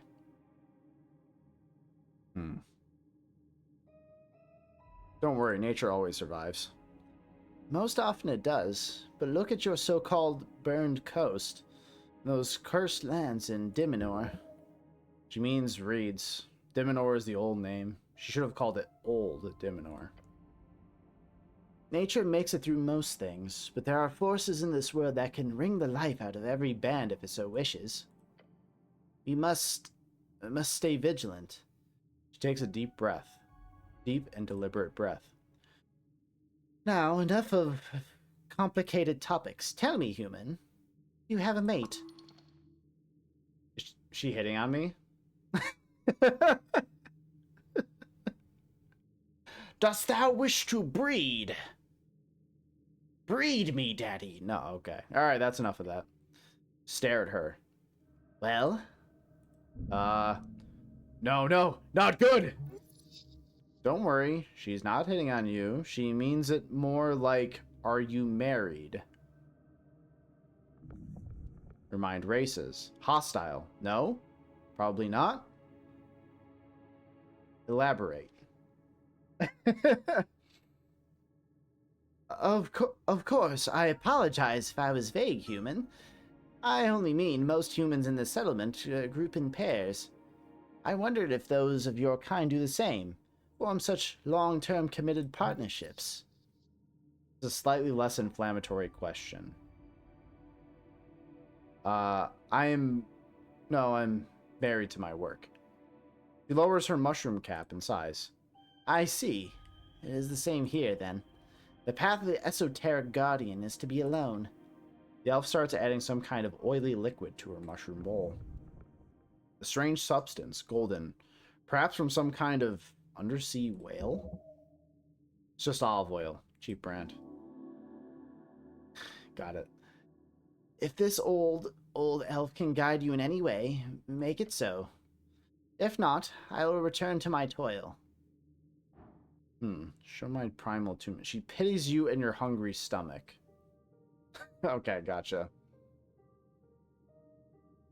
What do you know about the tea shop? Only what the roots whisper to me. The elf leans in closer, twisting her head to the side. You must delve deep, human. Something rotten happened that day. The green quakes. They fear what's to come. They whisper. Oh, do they whisper anything useful? She leans back and lets out a resigned sigh. You not wish to speak with trees often, do you? Insane behavior. No, I do not. What do the goblins whisper about? That the city is at fault, that Lady Sageleaf should take over. The usual. So were you here when I exploded? No, I was much further below. What do you think happened? I will not deliberate on things I have no knowledge about. Where's the fun in that? You don't look like an elf. What do elves look like? Yim elves are monstrous. Ilim elves are tree-like. Pimia elves are simply gray.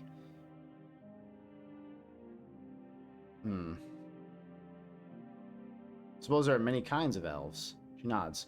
We not call ourselves that, but to your people, yes. Oh. We not call ourselves that, but to your people, yes. I am an elf. Pimia. Elvish derogatory term for the nomadic elves who live in the Undercoast. So it's their own slur. Got it. Literally means dark. So basically dark-skinned elf. Got it. Oh, God. She closes her eyes. Pimia yo oli taina teicha. We are the elves of the stars. She recited the first line of the ancient declaration of war between Ilim and Pimia. It is the only known war between elven civilizations in recorded history. Any questions?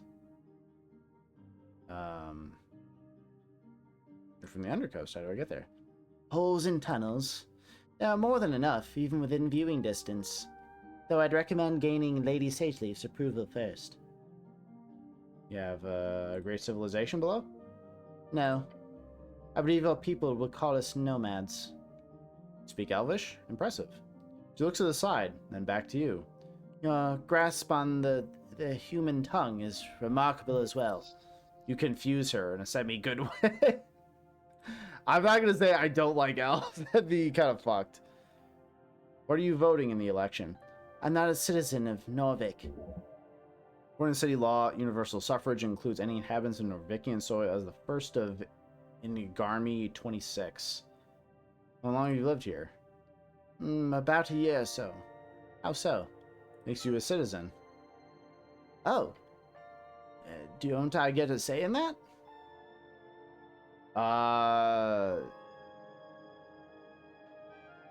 You don't tell the government, you're probably fine. And perhaps I won't. Thank you, human. You know what? I'm gonna show my primal attunement. Fuck! How would you do such a thing? How could you do such a thing? To prove attunement requires years of training. You've perhaps done a few exercises in your spare time, and you've read about druidic magic. But perhaps you can try it anyway. I have to try. Kneel and focus. You focus your mind on the nature around, the life, the decay, the funny-looking mushrooms, but you cannot sense it. Nothing. Magic is hard. Sure is. Maybe if I start clenching. You move from mind to muscle. You keep clenching. Pressure. Pain. Ah! Please. Ah!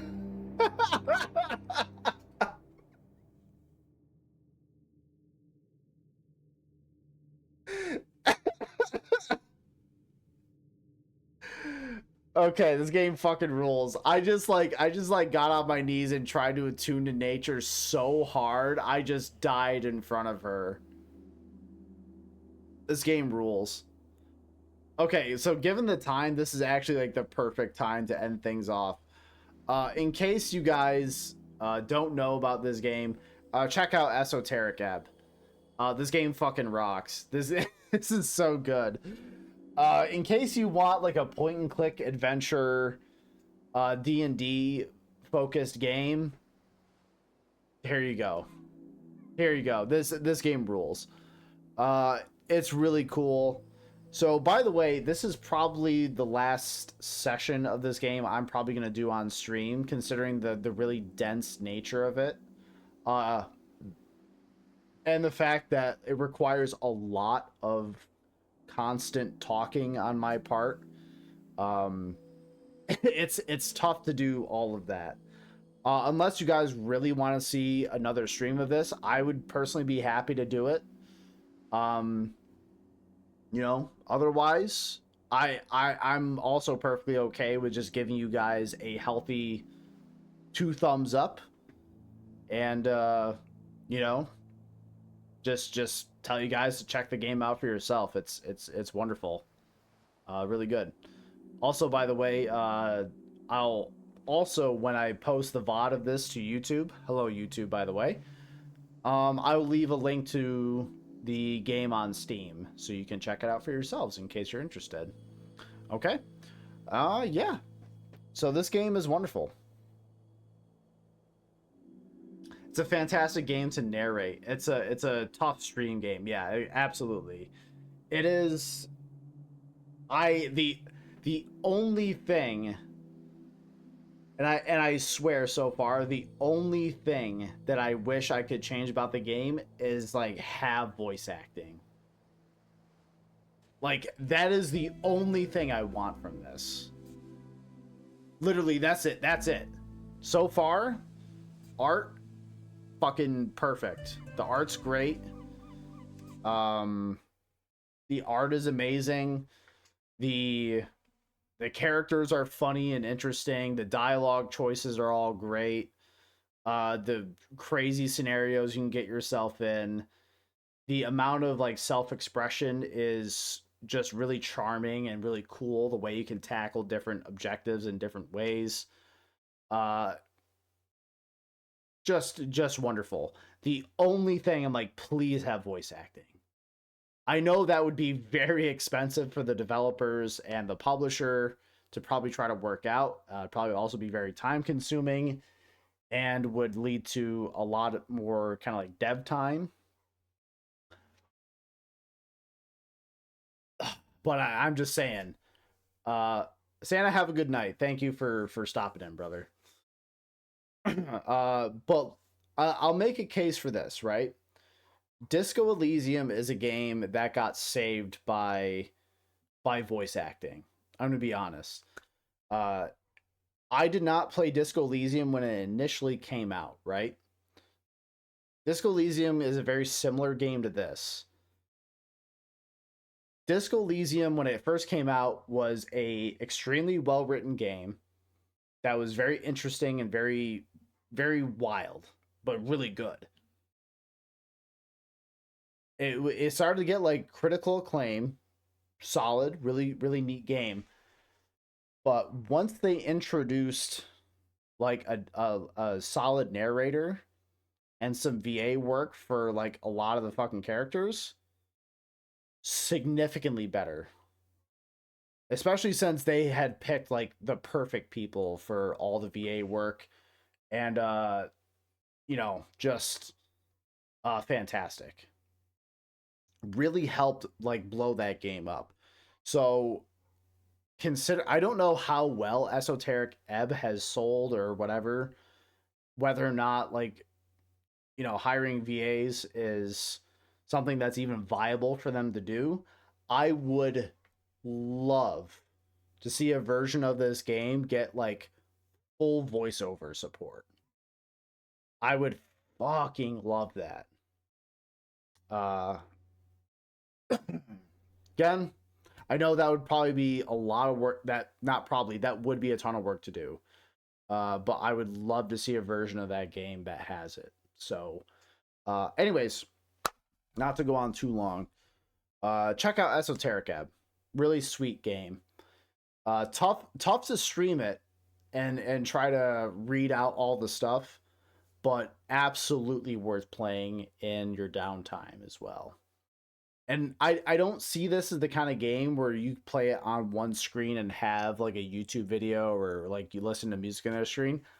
I think it's valuable to like listen to the music and just the soundscape of the game as well for what is there. It's very vibes based, and I say just absorb that while you can. Anyways.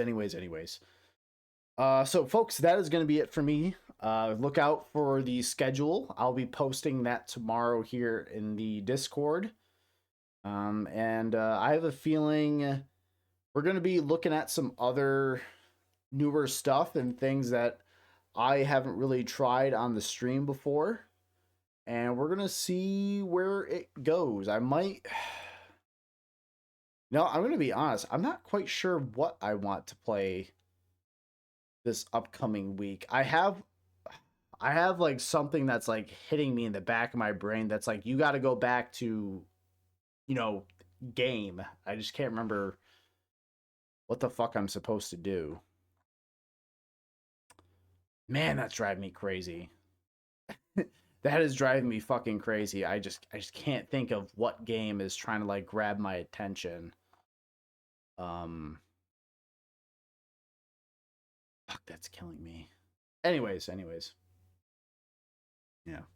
It'd be such a benefit to have it voiced, but it's phenomenal as is, but yeah. Yeah, I would love all of that, but it's great enough on its own. So yeah. Anyways, keep an eye out on an update in the Discord for when I do post the stream schedule. And yeah. Thank you guys so much for popping in and saying hi. I really do appreciate it. Have a good night, and always remember that j0everkill is on top. j0everkill has always been on top, and j0everkill will always be on top. Take care, have a good night, and we'll see you on Tuesday. Bye-bye.